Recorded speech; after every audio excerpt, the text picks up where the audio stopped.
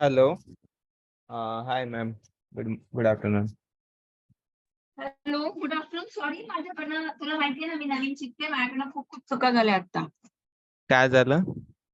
नाही, माझ्या हातनं 3 मीटिंगचं डिलीट झालं, पहिल्या मीटिंगचं. अच्छा. सॉरी, त्यामुळे मी परत नवीन केलं. ओके. ठीक आहे. ओके. आता मी काय केलं मग नवीन ते जुनवाला जे लिंक पाठवलेली ना हा. ती डिलीट केली तिकडून आणि ही पाठवली आता. हो हो हम्म. हो, ते आणि वाचली मी. आणि आता मी होस्ट आहे, सो मी माझ्या कॉम्प्युटरमध्ये हे सेशन रेकॉर्ड करतोय. हो ठीक आहे, म्हणजे तुम्ही क्लाउडवर ठेवलं रेकॉर्डिंग, पण मी रेकॉर्ड करतो आणि जर बरं त्यांना रेकॉर्डिंग हवं असेल नंतर तर मग मी बरोबर. अपलोड करून देतो. चालेल. युट्यूबला वगैरे अपलोड करून मग लिंक पाठवू आपण त्याला. हा. चालेल. ओके. मी 3 वाजता जाईल ना. हो हो चालेल. ठीक हा. आहे. Okay.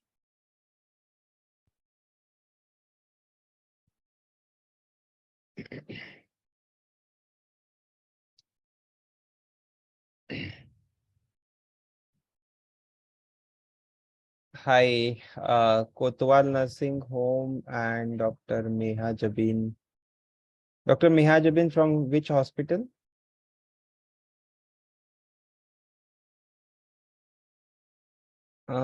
She has not joined the audio actually. Kotwal Nursing Home, who all are there? Kotwal nursing home please video on करा आणि बोला कोण आहे ते. अनम्यूट पण करा स्वतःला.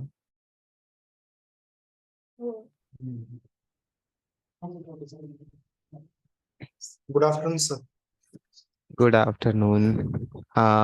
ओके, सो तुम्ही सोलापूरमध्ये आहात का Kotwal? Yes, yes, okay, sir. Marathi ना. ओके, ठीक आहे. ठीक आहे, सो किती लोक आहेत तुमच्याकडून? 7 staff आहे, sir.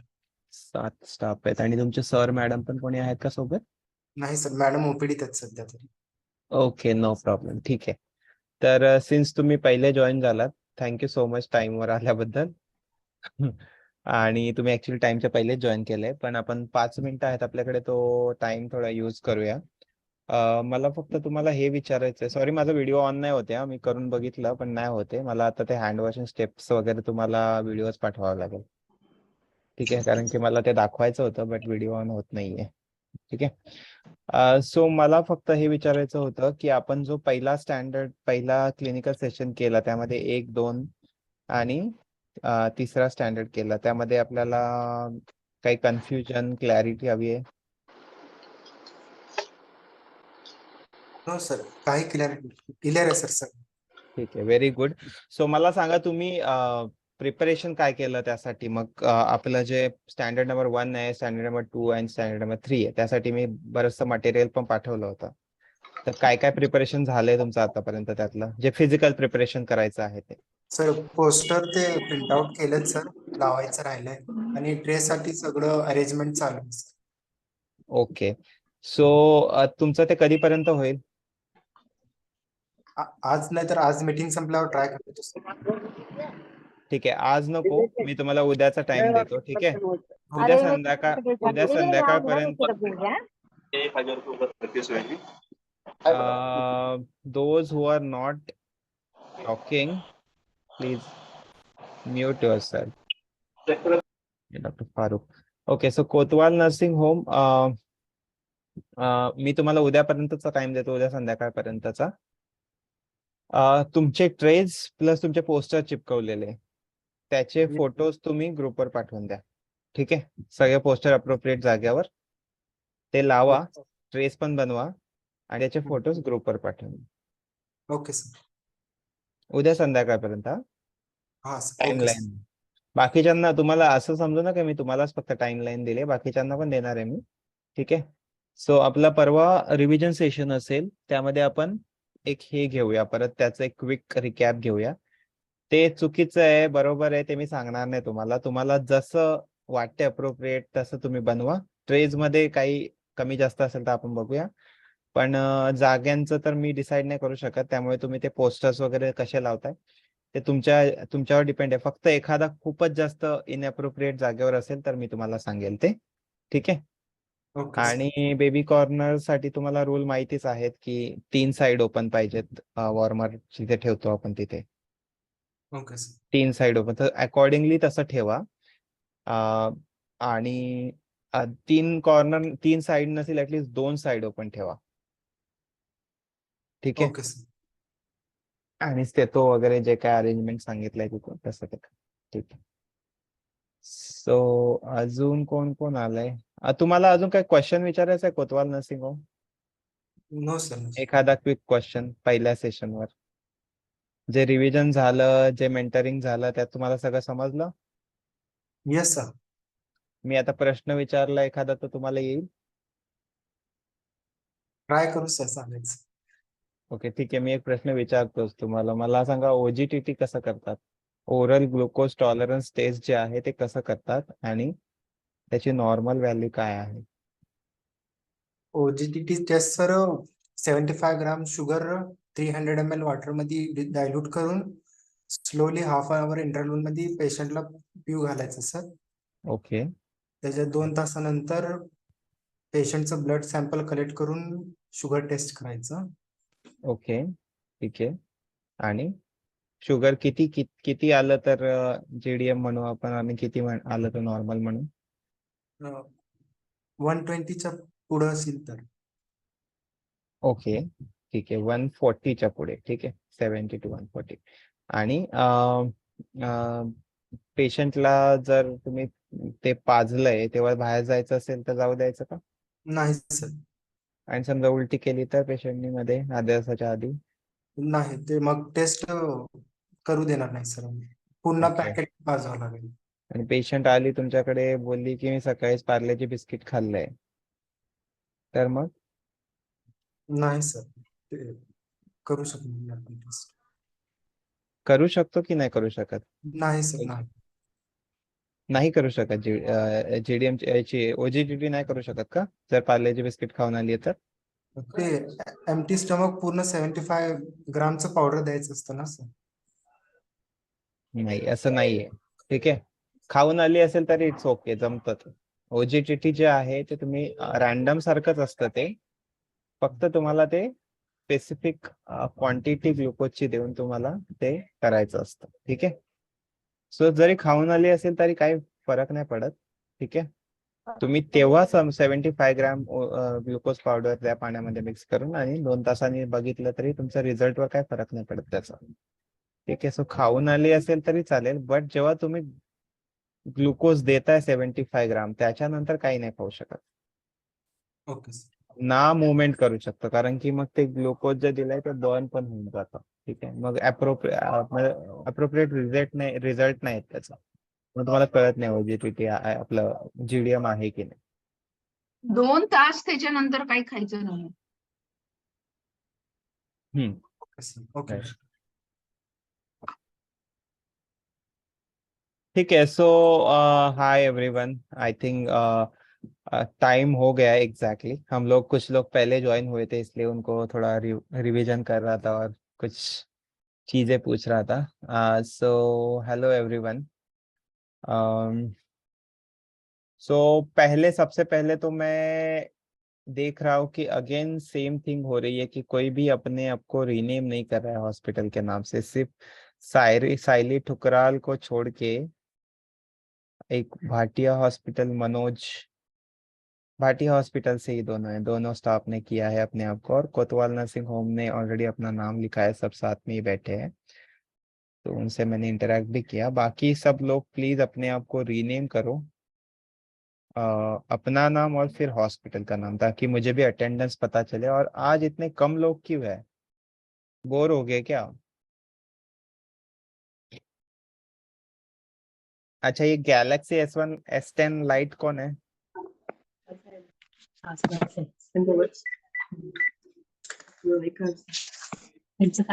Gauri is also from Bhatia Hospital. Okay. मैं आपको रीनेम कर देता हूँ.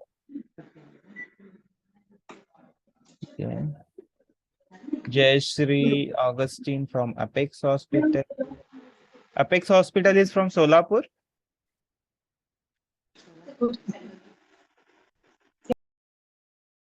Yes sir.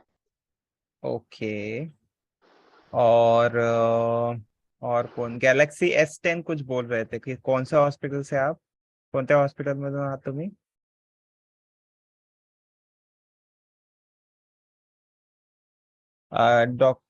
डॉक्टर मेहजबीन, आपने ऑडियो से ज्वाइन नहीं किया इसलिए आप बोल नहीं पा रहे हो, ठीक है? या फिर सुनाई भी दे रहा है कि नहीं, आई एम नॉट श्योर। अच्छा, Sheetal is also from Bhatia. Okay, ठीक है, मैं शीतल को भी रिनेम कर देता हूँ, Bhatia hospital.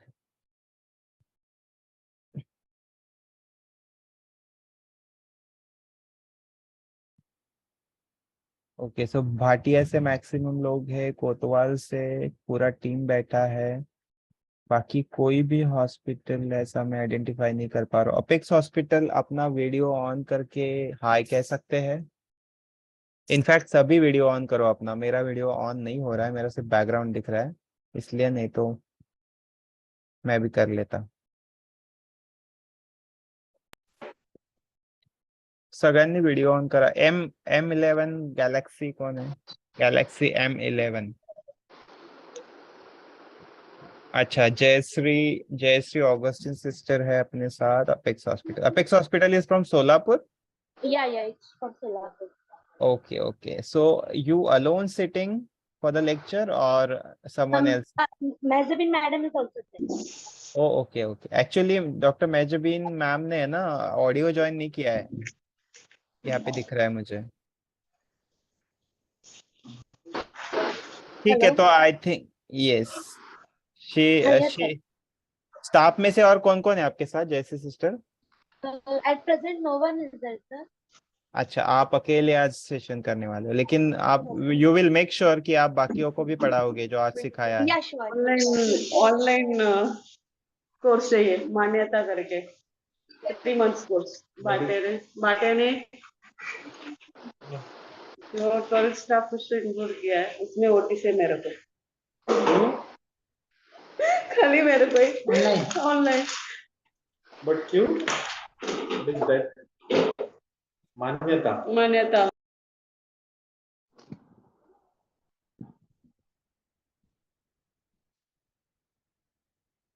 Okay, so Kanchan Suryavanshi, आप कौन से हॉस्पिटल से हो? पूजा सोनी, सुनीता गायकवाड़। Sir Bhatia hospital. अच्छा, तो भाटिया हॉस्पिटल से मैक्सिमम लोग हैं जो इंडिविजुअली ज्वाइन किए हैं, ठीक है। Yes sir. ये पूजा सोनी और ये लोग भी भाटिया हॉस्पिटल से है क्या? पूजा सोनी, सुनीता गायकवाड़। ओके, ठीक है, तो आई वुड रिक्वेस्ट एवरीवन कि जैसे जैसे लोग आते जाएंगे, please keep tell them if they are from your hospital, tell them to rename themselves by their name and the hospital. And I am sure this batch is like they come till 4 तो 4 बजे तक लोग आते रहते हैं, ठीक है। तो सभी लोग अपना वीडियो ऑन कीजिए। मैं सबसे पहले ये इंस्ट्रक्शन देना चाहूंगा कि ये जो लेक्चर्स का रिकॉर्डिंग है, ये शायद हम लोग YouTube या किसी और प्लेटफॉर्म पे अपलोड करके आपको लिंक शेयर कर देंगे ग्रुप में, ठीक है?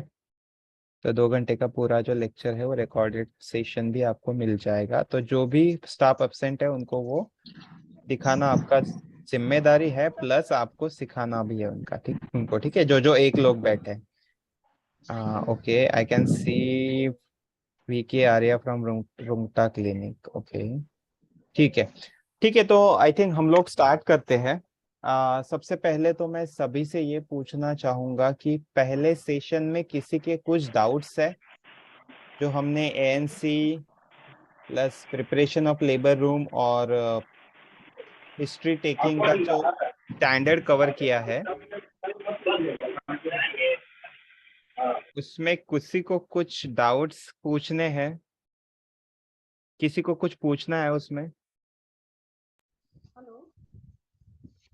I can see only 2 videos on. 2 or 3. Kotwal Nursing Home, Bhatia Hospital, Manoj, Charu Torne, and someone else. Hello, Ba- sir, am I Baki- audible? Yes, you are. I have one question. Yes, tell me. There was one question about maternal triage. Okay, If you could guide us on that aspect. okay. So what exactly in triaging? Like in ER, how we have 3 or 4 categories of triage. Like that in maternal triage, we have no idea how we're supposed to go about. Okay. So, Bettila Martins, I would like to tell you that in Manyata, the even disturbance about. Please, जो बात नहीं कर रहे, please mute yourself.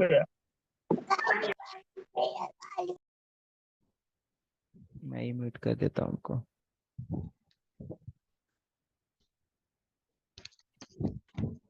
Okay, so you are talking about triaging. So I'll tell you that Manyata doesn't focuses on triaging actually. Okay, Okay. but even if you want guidance on that, we will talk separately. Okay. Okay, sir. Okay. So maybe after this session you stay back or you join earlier in next session 15 minutes before, and then we can Sure. discuss it.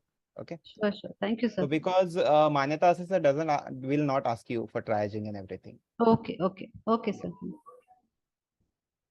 Any other question from Bhatia Hospital? You said No, that sir. you have Thank you. two questions. Okay.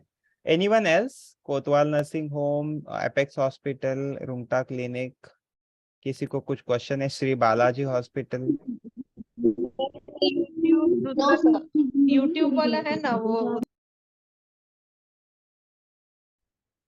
Okay, ये लोग आपस में ही बात कर रहे हैं शायद. Okay, ठीक है. तो मैं अभी 1-2 क्वेश्चन रैंडमली पूछूंगा और फिर हम सेशन पे डायरेक्टली मूव करेंगे. जो मतलब किसी को भी पूछ लूंगा मैं, ठीक है, जो भी मुझे दिखता है. Sir, I would like to ask Apex hospital, मुझे ये बताए कि इन्वेस्टिगेशन स्क्रीनिंग जो करते हैं हम लोग फर्स्ट ट्राइमेस्टर में, वो कौन कौन से टेस्ट करते हैं इन्वेस्टिगेशंस में? CBC, okay, then HIV, HbA1c, okay, blood grouping, okay, urine routine, okay, HCV, okay. Sugar के लिए कुछ random blood sugar. रैंडम करोगे? सुना था आपने उस दिन लेक्चर में क्या बताया था? रैंडम बताया था या कुछ और बताया था? सर एक्चुअली क्या हो, हाँ सर. हेलो. ओके. अभी सेशन स्टार्ट होने से पहले मैंने कोतवाल नर्सिंग होम से बात कर रहा था, मैं उसी के बारे में. ओके, OGTT के बारे में. ओके, तो OGTT है, ध्यान रखना, ठीक है. इस पे बहुत ज्यादा एम्फसाइज करता है फॉक्सी. तो फॉक्सी के ऐसे सर OGTT के बारे में पूरा डिटेल में पूछेंगे आपको, और उस पे मतलब आप बाकी टेस्ट भी आने चाहिए आपको, बट इस पे ज्यादा एम्फसाइज करते हो, ठीक है. ठीक है, तो फिर हम चलते हैं बालाजी हॉस्पिटल से. कोई मुझे ये बता पाएगा कि हम जो हिस्ट्री टेकिंग लेते हैं उसमें कौन कौन सी हिस्ट्री लेते हैं? कितने टाइप के हिस्ट्री रहते हैं प्रेग्नेंट लेडी के? Balaji hospital.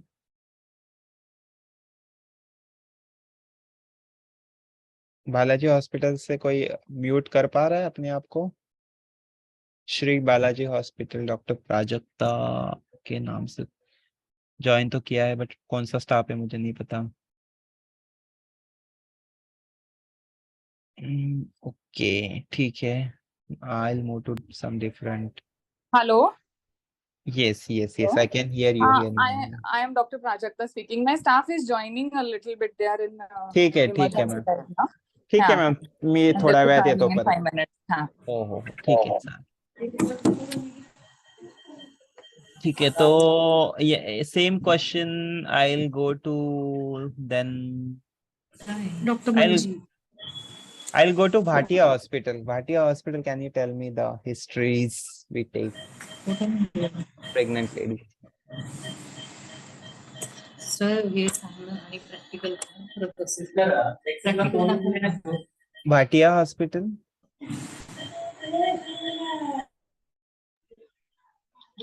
Please unmute yourself and tell me. किती टाइपचे हिस्ट्री घेतो आपण हिस्ट्री टेकिंग मध्ये कोणकोणत्या हिस्ट्री असतात कोणी दुसरं व्हॉलंटियर करणार का कोई व्हॉलंटियर करेगा 3 टाइप की लेते हैं sir history. Okay very good Hello? कोतवाल वेरी गुड कोतवाल नर्सिंग होम आप बताइए बोला ऑब्स्टेट्रिकल हिस्ट्री, मेडिकल हिस्ट्री आणि surgical history. Correct obstetric history मध्ये काय काय बघाल जीपीएलएस sir.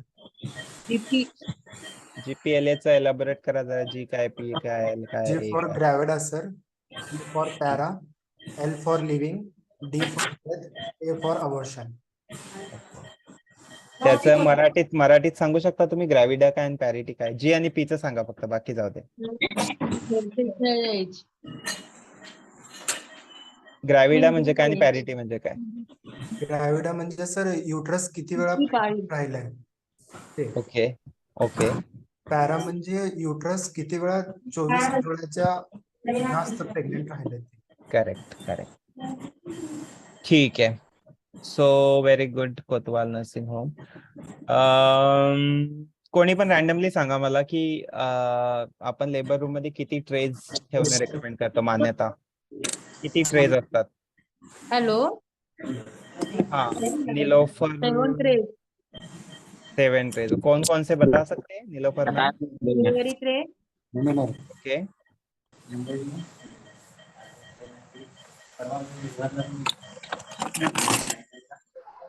delivery tray, episiotomy tray, baby tray, medicine tray, emergency drug tray, okay examination tray, okay PPH management kit tray, and the severe PE management kit. Okay very good ठीक है तो I think let's stop this question and answer session and let's move to हमारा आज का जो session है उस पे चलते हैं ठीक है मैं अगेन सबको रिक्वेस्ट करूंगा कि जो बात नहीं कर रहा है please mute yourself okay because disturbance होता है बहुत सारा पहली बात तो यही है कि आप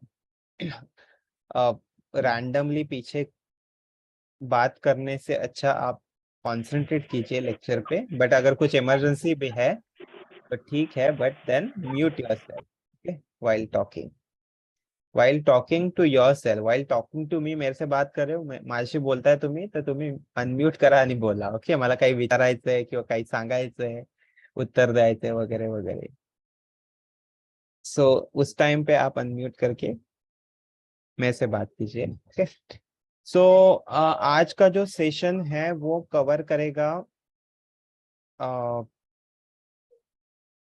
करेगा पीवी एग्जामिनेशन फिर आपका infection prevention and one more topic is there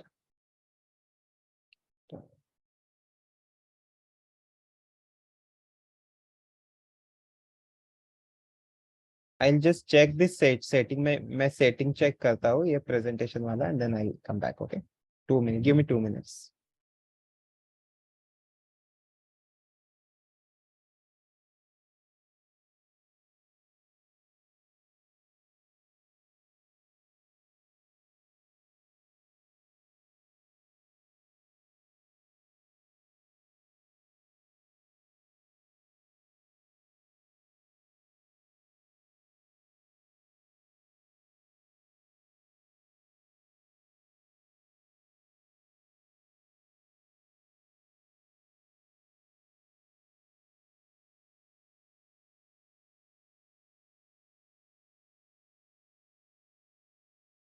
Hi Manjeet.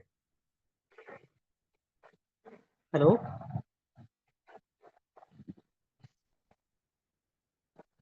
Yes, Divakar, hi. Yeah. Hi. I think hope you're recording the session, but I just got a message in the morning that they need the recorded session for today. Yes, I'm recording it. Yeah, and then you can share it on the group. इतना बड़ा video जाएगा कि group पे? I was thinking कि Uh, I'll upload it on some platform and then I'll share yeah. the link. Yeah. Fine. That is doable. Yeah, because ये 2 Yeah. घंटे का तो मतलब WhatsApp पे जाना मुश्किल है, वो भी इतना बड़ा MB, मतलब No, इतना you बड़ा can share साइट the है. link. You can upload it on YouTube or somewhere, and you can share the link. Yes, sure. ठीक है.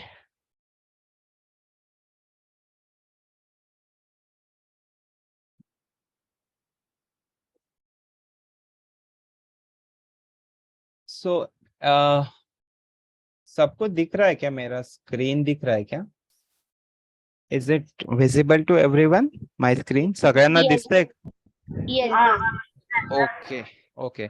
सो आज हमारा सेकंड क्लिनिकल सेशन है, जो कि आइडियली ट्यूसडे को होता है, बट कुछ रीजंस की वजह से रीशेड्यूल हुआ है वेडनेसडे को. ठीक है. सो अपना फर्स्ट सेशन हो चुका है. मैंने कुछ सवाल जवाब भी किए हैं इस पे. मी प्रश्न विचारलेत रॅन्डमली हॉस्पिटल्सला. सो हे ते 3 स्टँडर्ड आहेत ज्याला आपल्याला 3 मार्क भेटणार आहेत. 3 मार्क्स आपको इस पे मिलेगा. ठीक है. सो इसका पीपीटी आपके साथ शेयर किया, इसका रिवीजन भी आपके साथ हो चुका है. अभी इसका जो है कुछ प्रिपरेशन आपको फिजिकली करना है, जैसे ट्रेस प्रिपेयर करना है और आपके पोस्टर्स चिपकाने हैं, प्लस आपके बॉक्सेस रेडी करने हैं, और आपका जो न्यूबॉर्न कॉर्नर है वो क्रिएट करना है तो फिर ठीक है, नहीं तो आपको वो बनाना है. ठीक है. तो इसमें मैं ज़्यादा और नहीं पूछूंगा सवाल, मैंने ऑलरेडी क्वेश्चंस पूछ लिए हैं. तो आज हम चलते हैं अपने आज के टॉपिक्स की तरफ. अभी इसमें जो टॉपिक कवर होंगे ते टॉपिक आहेत standard number 4 PV examination, standard number 6 respectful maternity care, and standard number 14 universal infection prevention protocol. Okay. So session सुरू करण्याआधी मी तुम्हाला रैंडमली म्हणजे कोणीही सांगेल मला तरी चालेल, कोई भी बताएगा तो भी चलेगा कि आप में से कितने हॉस्पिटल्स में गायनेकोलॉजिस्ट को छोड़ के सिस्टर्स भी पीवी एग्जामिनेशन करते हैं. कितने हॉस्पिटल में ऐसा होता है? या तो चैट में टाइप कीजिए यस यस करके, हॉस्पिटल का नाम और यस ऐसे करके लिख दीजिए. Okay. So yes, I can see from Kotwal nursing home. No, is it the old message? Okay, it's the old message. So Apex Hospital, okay. So Bhatia Hospital doesn't allow sisters to do it. Okay. And then Apex is doing, okay. Suma Devi, Nilofa.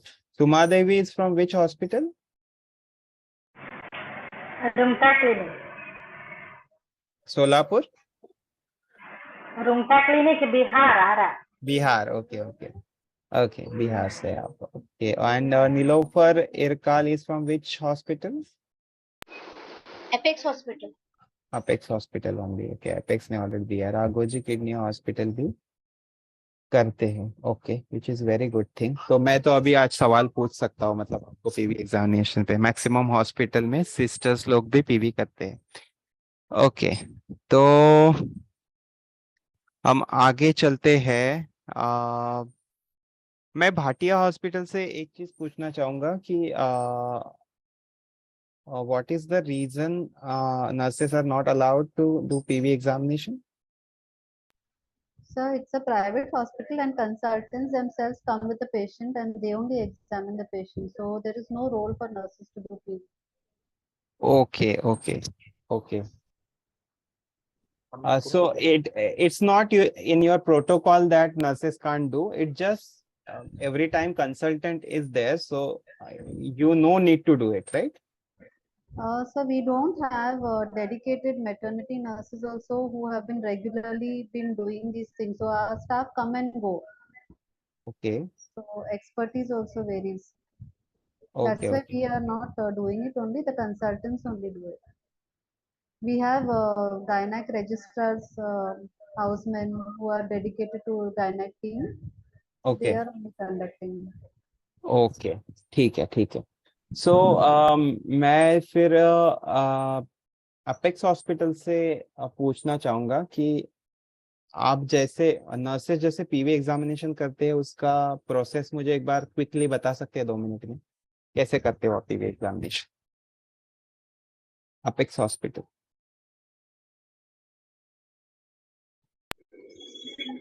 First of all, you have to explain the patient regarding the PV examination. Okay. Okay. Make the patient comfortable. Okay. Then give position to the patient. Okay. Ask her to relax. Then Okay. use sterile gloves. Okay. Then you have to clean the private part. And Okay. then you can just slowly insert your index finger first, and then you can put your middle finger, and then you can do the exam. Okay. Okay. And फिर आप क्या क्या examination मतलब PV examination किया तो उसमें क्या क्या फाइंडिंग्स रिकॉर्ड करते हो? फाइंडिंग सबसे पहले तो अगर patient is in labour, okay, and सबसे पहले तो अगर कुछ फ्लूइड आ रहा है क्या, या ब्लड मतलब शो है क्या, तो first of all we examine physically. Then when we do the PV, that time we come to know what is the condition of the cervix. Okay, the cervix is how much finger tight, how much it is effaced and everything. Okay. Okay. Okay, ठीक है. And ये सारी चीजें आप record करते हो, right? कहीं पे Yeah, लिख right. लेते हो? Yeah, we have a documentation procedure. We document in my documents. Okay. Do you feel partograph also? Yeah, we fill cartogram also. Okay, very good. Okay, ठीक है. सो आपने जो बताया सही चीजें हैं. कुछ चीजें हैं जो एडिशनली भी करनी है, मैं आपको इसमें बताऊंगा, ठीक है? ये करते होंगे, बट एट प्रेजेंट याद भी नहीं आता रहेगा. Only when personally we do physically, that time only it comes ना. हाँ, मे बी वो कहते टाइम नहीं होता है याद, मतलब ध्यान नहीं आता है कि क्या किया. मैं जब बोलूंगा तब आपको ध्यान में आएगा, अरे ये भी करते थे. Yes, ठीक है, ठीक है. तो okay, very good. Apex hospital. अभी हम ये देखेंगे की आता आपण हे बघूया की एक्झॅक्टली जसं व्हेरिफिकेशन क्रायटेरिया आणि सब स्टँडर्ड काय काय आहे त्याच्यामध्ये. सब स्टँडर्ड क्या क्या है और उसमें वेरिफिकेशन क्राइटेरिया क्या, मतलब जिस पे आपका एग्जाम होगा, जिस पे आपको मार्क्स मिलेंगे. आपने बेसलाइन असेसमेंट भी फील किया है, ठीक है? तो उसमें भी आपने देखा होगा कि स्कोरिंग वगैरह कैसा होता है. तो ये एग्जाम पर्सपेक्टिव से है, ठीक है? सो minute yaar, I can't mute everyone. Please mute yourself if you are not talking, okay? Because there is a lot of disturbance for others too. Let me check that option first.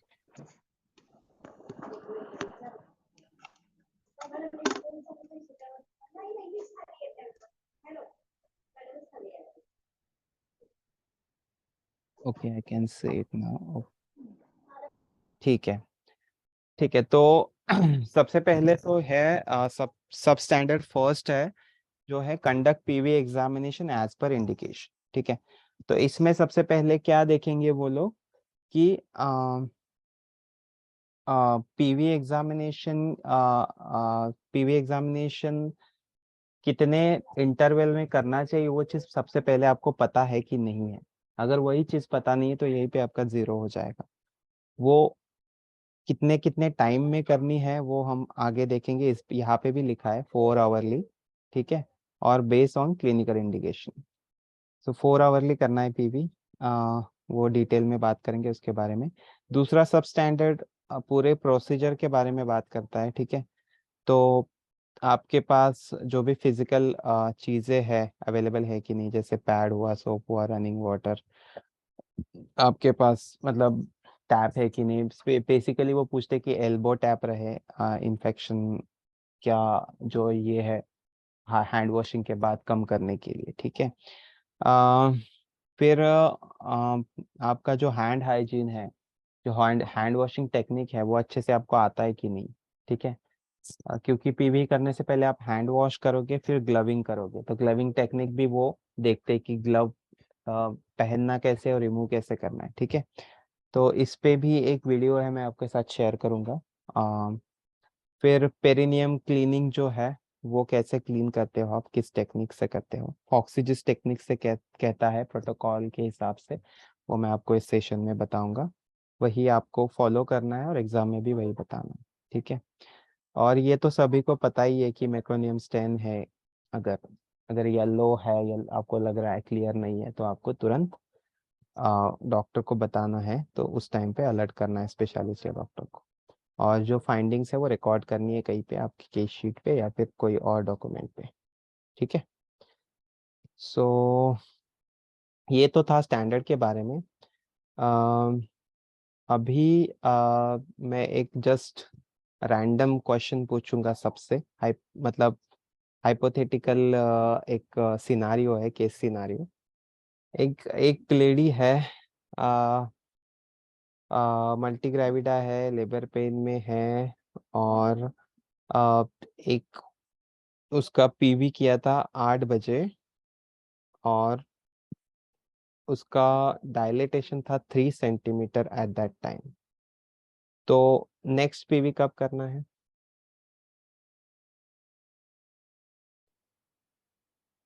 कब करोगे? Second hourly, sorry,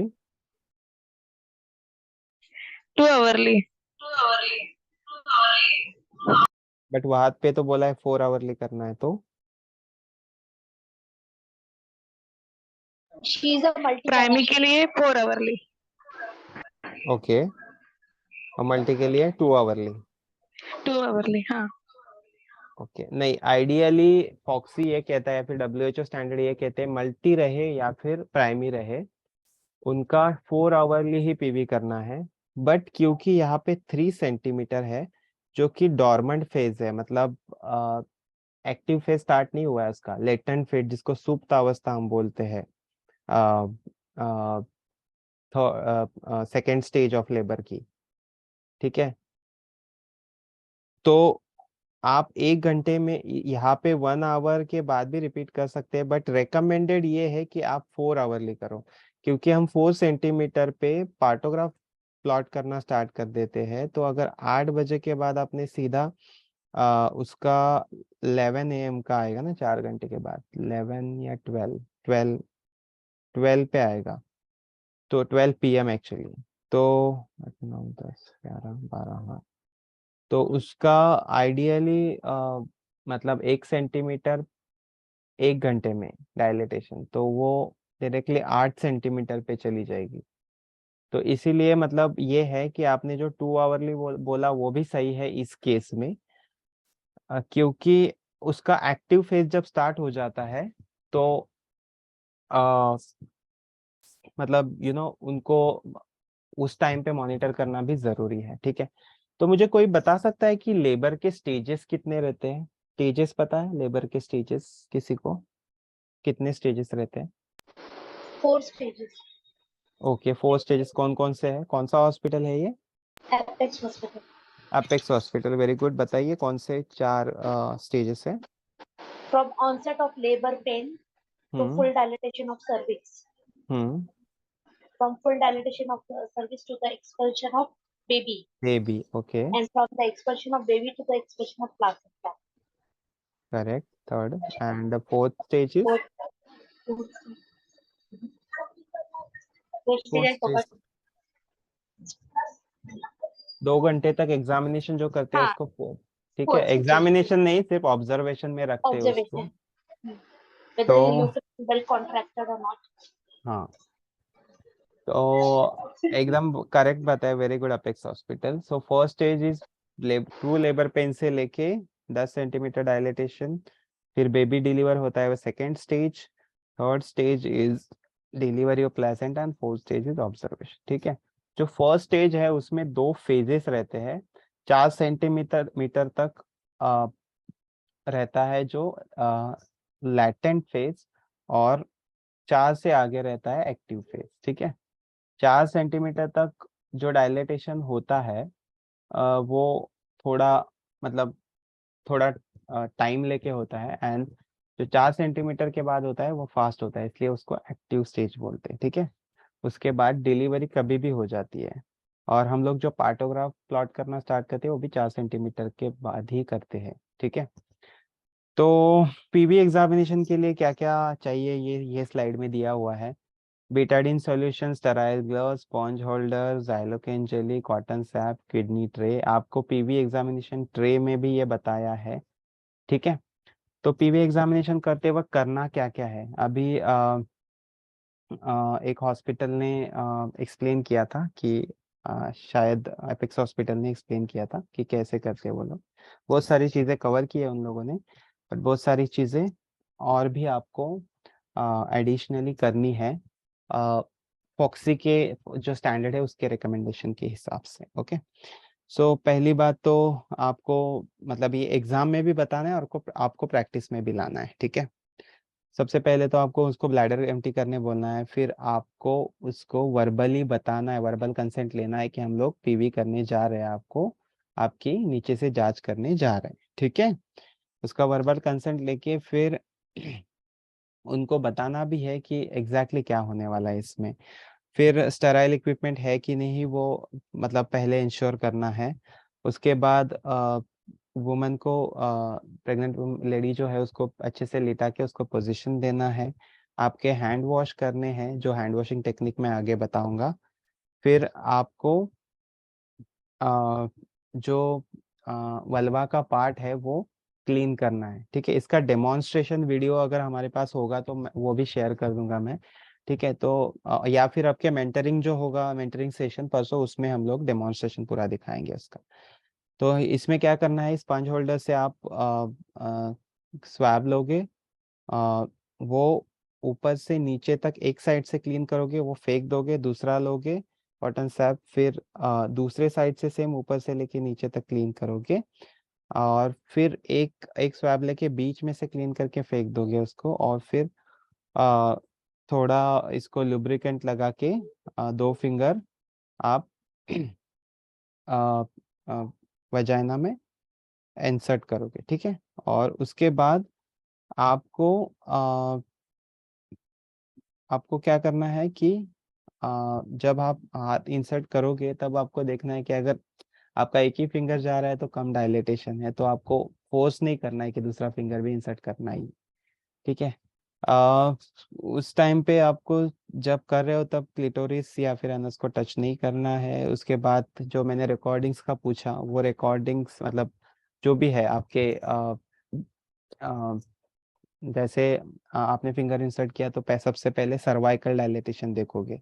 ठीक है, उसके बाद apex hospital ने ये भी बताया कि सर्विक्स का थिकनेस या थिननेस कैसा है। थिन है सर्विक्स, मतलब डिलीवरी जल्दी होता है। ठीक है, जब डिलीवरी का टाइम आता है तब थिन हो जाता है वो, इसीलिए थिकनेस, इसको हम एफेसमेंट बोलते हैं। ठीक है, फिर प्रेजेंटिंग पार्ट ऑफ फीटस भी अपने को समझ में आता है अगर मेम्ब्रेन गया है तो। ठीक है, मेम्ब्रेन अगर रप्चर है तो आपको प्रेजेंटिंग पार्ट इजीली समझ में आएगा कि बटक से या फिर हेड है या फिर जो भी बाकी का पार्ट है। फिर ये सारी चीज़ें आपको ये करनी है। उसके साथ आपको अगर प्राइमी है तो पेल्विक एडिक्वेसी का भी देखना है। जैसे कि हम 2 फिंगर लगाए, मतलब जैसे बाहर हाथ निकाला आपने, जो प्यूबिक सिम्पैसिस वाला बोन है वहाँ पे आपको देखना है कि दोनों दोनों फिंगर बहुत ज़्यादा स्ट्रेच हो रहे हैं और वो 10 सेंटीमीटर इतना स्पेस है। अगर वो पेल्विक एडिक्वेट नहीं है तो 10 सेंटीमीटर सर्विक्स डायलेट होके भी बच्चा बाहर नहीं आएगा, इसीलिए उसका कुछ अलग या तो सीजर में लेना पड़ेगा या तो कुछ देखना पड़ेगा, इसलिए वो डॉक्टर को इन्फॉर्म करना है इसीलिए आपको वो प्राइमरी में देखना है। मल्टी में तो आपको चलो समझ में आ ही जाएगा, वो अगर पहले इनएडिक्वेट होगी तो पहला उसका LACSE होगा, और मतलब वो समझ में आ ही जाएगा वैसे भी। तो मल्टी का छोड़ो, बट प्राइमरी में आपको ये केयरफुली देखना है, ठीक है। और केस शीट पे आपको ये PV examination findings note down करने हैं, एंड जो भी आपका ग्लोव्स यूज किए वो डिसगार्ड करने हैं। जो कौन से बिन में करने हैं वो मैं बताऊंगा आपको इन्फेक्शन प्रिवेंशन में, या फिर आपसे ही पूछूंगा। अगेन आपको हैंड वॉश करना है, ठीक है। तो यहाँ पे क्या क्या देखा आपने? सर्वाइकल डायलिटेशन देखा, स्टेटस ऑफ मेम्ब्रेन देखा, प्रेजेंटिंग पार्ट देखा, पेल्विक एडेक्वेसी देखा, और कलर ऑफ लाइकर देखा। कलर ऑफ लाइकर कब देखोगे? जब बाहर निकालोगे। तो सबसे पहले तो मुझे बताइए, अपेक्स हॉस्पिटल ने बताया था इसलिए अपेक्स हॉस्पिटल से ही पूछूंगा मैं, कि सर्वाइकल डायलिटेशन कैसे समझ में आएगा आपको, कितना है कर? सर जब हम पीवी करते हैं तो अपना फिंगर्स कितना अगर 1 फिंगर रहा सर्विक्स केस में तो 1 फिंगर रहा तो 1 फिंगर हम लोग बताते हैं। अगर 2 फिंगर्स गया सर्विक्स में तो 2 तो फिंगर वो डिपेंड। 1 फिंगर 2 फिंगर तो ठीक है, लेकिन सेंटीमीटर हाँ कितना है? 1 फिंगर मतलब सेंटीमीटर कितना है? नहीं बता सर। 1 फिंगर मतलब 1 सेंटीमीटर, 1 सेंटीमीटर। ठीक है। Right right. तो ये जो रिकॉर्डिंग्स है आपकी शीट पे लिखते हैं, वो ऐसे नहीं लिखना है कि मतलब आप अभी तक लिख रहे होंगे और बहुत सारे हॉस्पिटल में ऐसे ही लिखते हैं 1 फिंगर 2 फिंगर, हाँ लेकिन 1 सेंटीमीटर में लिखना रिकमेंडेड है, ठीक है। ओके। तो फुल डायलेटेशन मतलब कितना सेंटीमीटर? 10 सेंटीमीटर। करेक्ट। तो जैसे उससे भी आपको समझ में आता है, ठीक है। फिर एफेसमेंट का सिर्फ आपको सर्विक्स का मतलब दोनों हाथ लगा के आपको देखना है कि थिक है या थिन है। थिन है तो फिर डिलीवरी नजदीक है, थिक है तो टाइम लगेगा, ठीक है।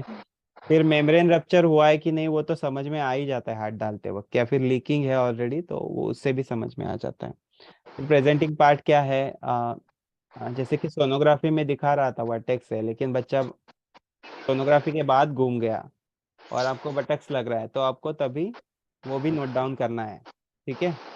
और अपने गायनेकोलॉजिस्ट को भी बताना है, मतलब इवन वर्टेक्स है तो भी लिखना है। फिर पेल्विक एडेक्वेसी का तो मैंने आपको बता ही दिया। लाइकर का कलर जो है उसका इंटरप्रिटेशन कैसे निकलता है? कितने कितने कलर रह सकते हैं और उसका इंटरप्रिटेशन क्या रहता है? कोई बता पाएगा? भाटिया हॉस्पिटल बताइए अभी।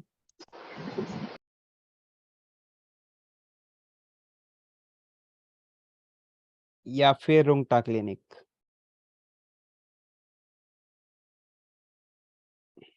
अनम्यूट कीजिए अपने आप को और बात कीजिए। रुंगटा क्लिनिक या फिर भाटिया हॉस्पिटल से में से कोई एक?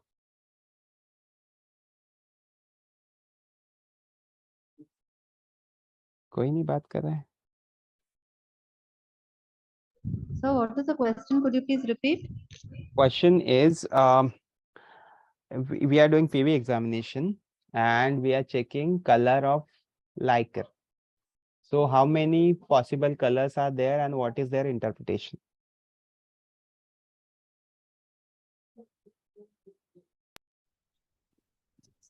I hope you got me. Yes, sir. So I just know a little bit about this, which I can tell you. If Okay, it is so green, if you people are not doing it, so let it be. I'll ask some other hospital. okay, sir. I'll go to Can I ask? Balaji Hospital. Staff आलेगा madam?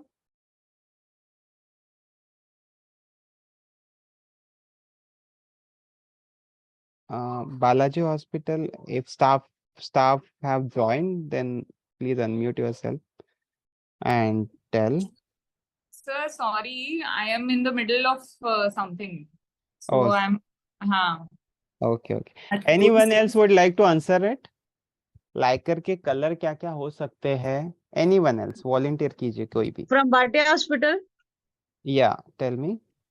green, Green. yellowish, Okay. and white. White. Okay. Red नहीं हो सकता?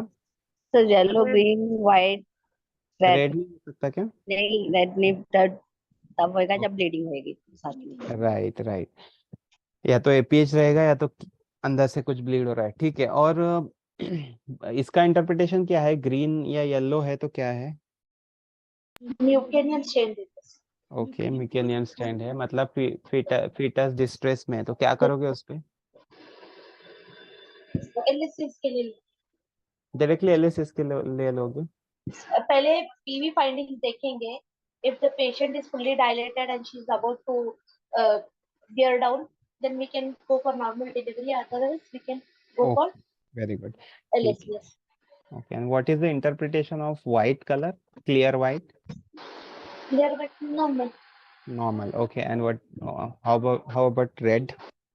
Red, it may be antepartum hemorrhage or placenta due to presenting part of the placenta. Okay, placenta praevia. Okay, ठीक है. तो ये सारे situations में clear है तो ठीक है, बट येलो, ग्रीन या फिर रेड है तो, या फिर स्पॉटिंग है तो आपको तुरंत आपके गायनेकोलॉजिस्ट को बताना है, ठीक है. अगर नर्सेस पीवी कर रही है, गायनेकोलॉजिस्ट वहीं पे है तो ठीक है फिर. ठीक है, देन विल मूव अहेड.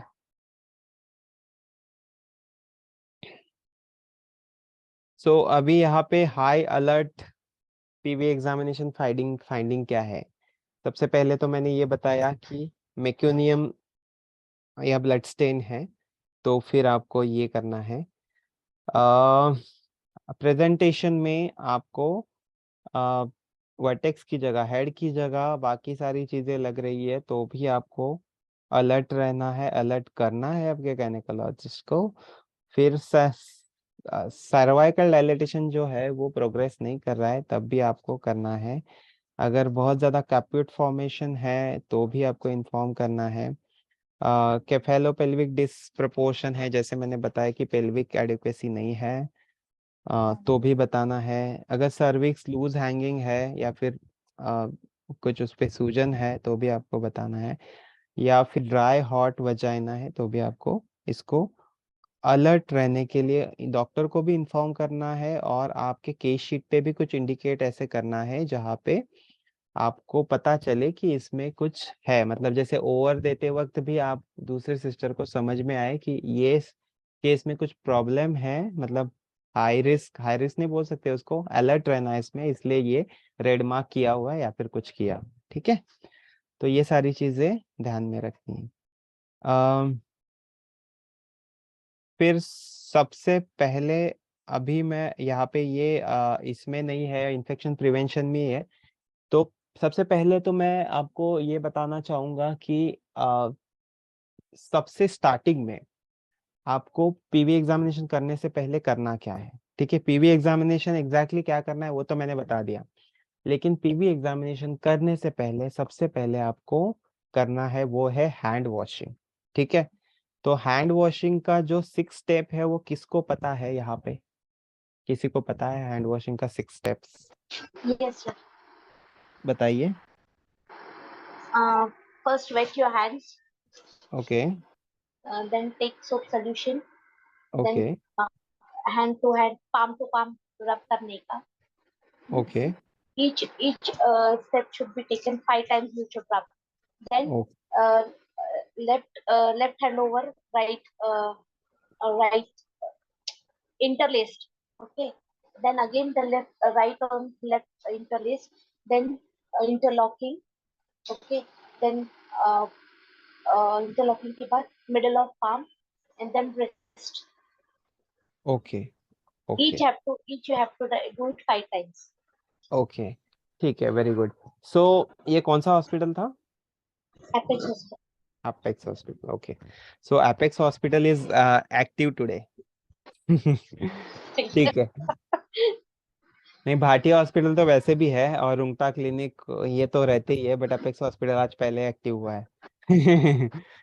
ठीक है, तो इसमें एक है टेक्निक, तो आपने सही बताया, लेकिन याद करने के लिए एक फॉर्मूला है जिसको हम बोलते हैं सुमन के. ठीक है, तो सुमन के में क्या है कि पहले पाम टू पाम जो बोला वो सीधा आपको रब करना है, फिर बैक साइड पे रब करना है, उसको बोलते हैं उल्टा. ठीक है, यू मतलब एस में से सीधा, यू मतलब उल्टा, एम मतलब मुट्ठी. ठीक है, इसका भी मैं वीडियो पे बताऊंगा आपको रिवीजन लेते वक्त. मैं मेंटरिंग करते वक्त मोबाइल से ज्वाइन करूंगा क्योंकि तब पीपीटी नहीं लगेगा, तो तब मैं दिखाऊंगा आपको। मुट्ठी, फिर आता है एम के बाद क्या आता है, SUMA। ए के बाद ए से आता है अंगूठा, अंगूठा दोनों दोनों अंगूठा के लिए ये करना, रब किया। फिर SUMAN, नेल्स, ठीक है, नेल्स दोनों इस पे पाम पे ये करने हैं, रब करने हैं अगेन। सुमन हो गया के से कलाई, ठीक है, कलाई क्लीन करनी है और फिर आपके हैंड वॉश करने हैं, ठीक है। ग्लविंग, उसके बाद हाथ ड्राई करने के बाद ग्लविंग टेक्निक का भी वो पूछते हैं, मैं ग्लविंग कैसे करना है वो भी बताऊंगा आपको। तो ग्लविंग में सिर्फ मैं आपको अभी वर्बली बता रहा हूँ कि ग्लविंग में एक ध्यान रखना है सिर्फ जब पहनते वक्त, जब आप राइट हैंड वाला या फिर पहला ग्लव जब पहन रहे हो तो सिर्फ अंदर वाला पार्ट टच होना चाहिए, और दूसरा एक ग्लव पहनने के बाद दूसरा हाथ जब टच कर रहे हो तो सिर्फ बाहर वाला पार्ट टच होना चाहिए, मतलब बाहर वाले पार्ट को आप टच कर सकते हैं, अंदर वाले पार्ट को टच नहीं कर सकते। ये ध्यान में रखिए, सिर्फ मैं एग्जैक्टली कैसे पहनते हैं वो मैं आपको बताऊंगा, ठीक है, मेंटरिंग सेशन में। तो अभी तक हमने क्या क्या देखा, सबसे पहले तो आप क्या करोगे, आप जाओगे, लेडी को अंदर लोगे, टेबल पे पोजीशन दोगे, आप हैंड उसको पहले समझाओगे, वर्बल कंसेंट लोगे, उसके बाद हैंड वॉशिंग के लिए जाओगे, उसके साथ आप मेक श्योर करोगे कि आपका पीवी ट्रे रेडी है, उसमें सब सारी स्टराइल चीजें आपको जो भी लगता है जो मैंने पहले स्लाइड में दिखाया था वो सब अवेलेबल है। उसके बाद आप हैंड 6 स्टेप से हैंड वॉशिंग करोगे, उसके बाद आप पेशेंट के पास आओगे, उसको वापस फिंगर इंसर्ट करते वक्त भी बताओगे कि क्या कर रहे हो आप, और फिर पहले तो क्लीनिंग करोगे पेरिनियम का, ऊपर से नीचे एक स्वैब लेके, फिर ऊपर से नीचे दूसरा साइड स्वैब लेके, फिर बीच का साइड, फिर फिंगर इंसर्ट करोगे, जो जितना भी फिंगर अंदर जाता है उससे आप फाइंडिंग्स देखोगे, डायलेटेशन देखोगे, एफेसमेंट देखोगे, फिर लैकर का कलर देखोगे, और प्रेजेंटिंग पार्ट क्या है वो देखोगे, और प्राइमी है तो आप पेल्विक एडिक्वेसी भी देखोगे।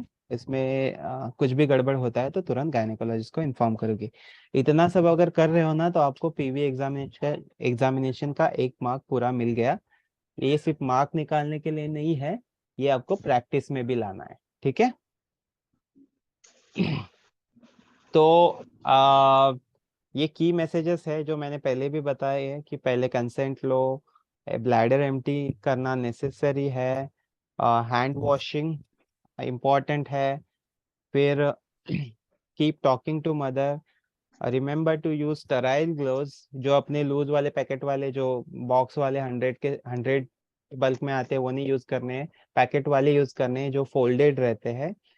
वो आप मतलब आपका जो इन्फेक्शन प्रिवेंशन प्रैक्टिसेस फॉलो करने के लिए वो सही है, जैसे मैंने बताया कि अंदर वाला पार्ट टच करना है पहला पहनते वक्त, और दूसरा पहनते वक्त बाहर वाला पार्ट टच करना, ठीक है।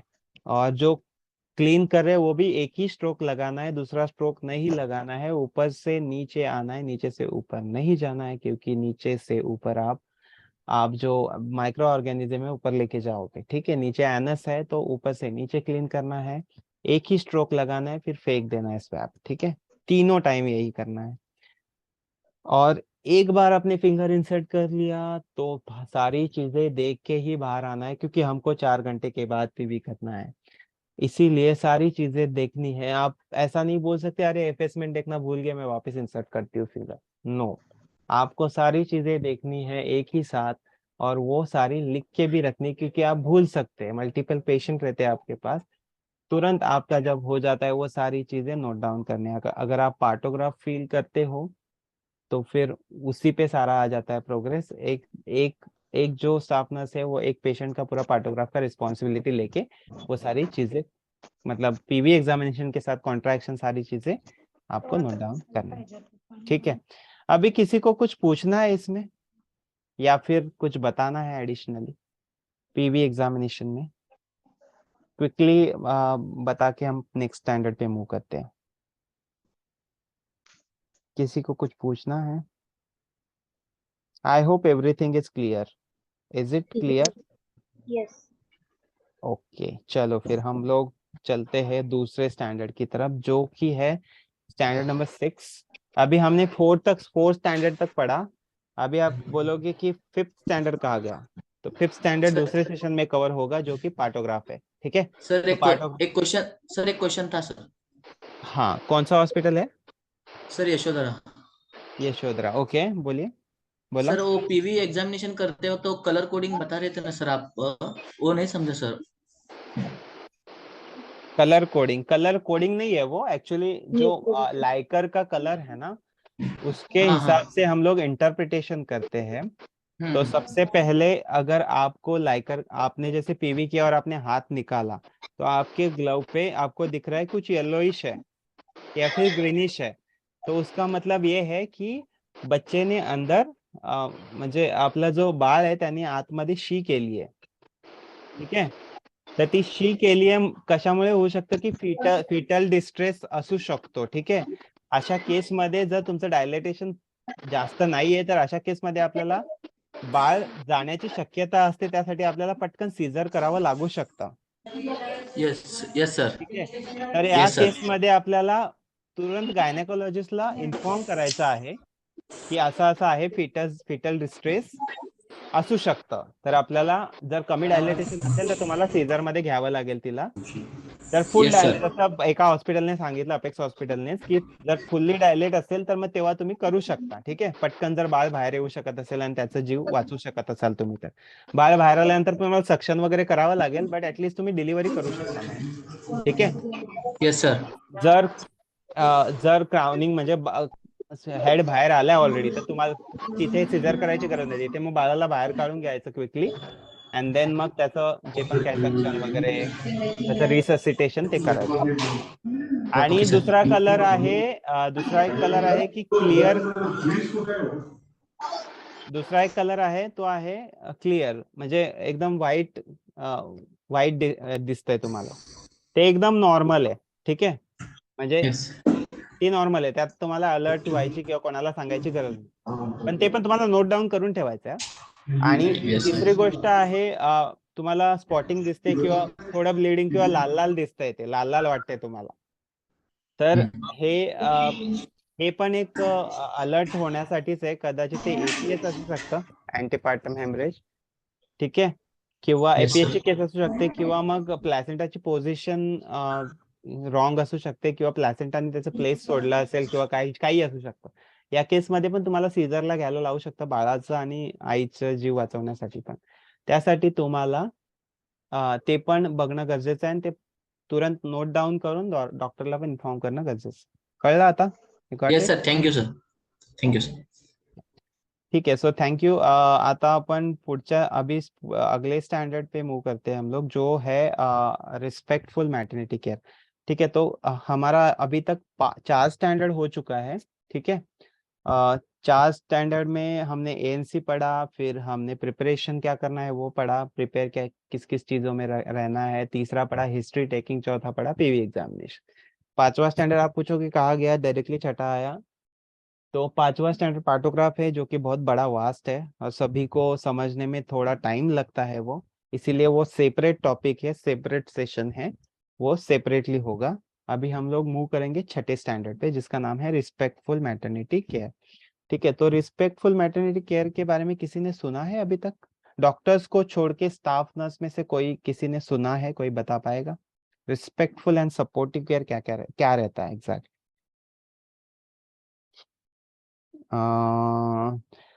कोई नई बात कर रहा है तो मैं फिर किसी का रैंडमली नाम ले लेता हूँ। राघोजी किडनी हॉस्पिटल बता पाओगे? मतलब आपको अगर पता है तो, नहीं पता है तो ठीक है फिर।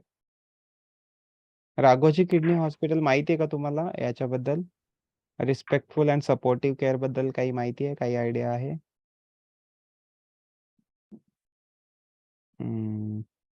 ठीक है, तो then I will go two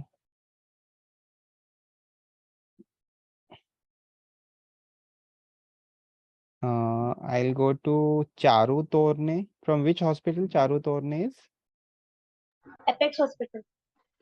O नाही, अपेक्स हॉस्पिटल राहू द्या तुम्ही. तुम्ही खूप सारे आन्सर दिलेत. Okay,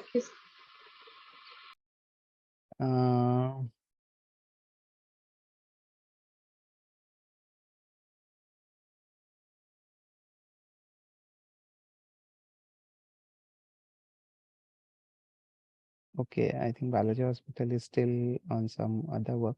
So ठीक आहे, चारू जी तुम्ही सांगा की काय एक्झॅक्टली तुम्हाला आयडिया असेल तर रिस्पेक्टफुल अँड सपोर्टिव्ह केअर काय आहे.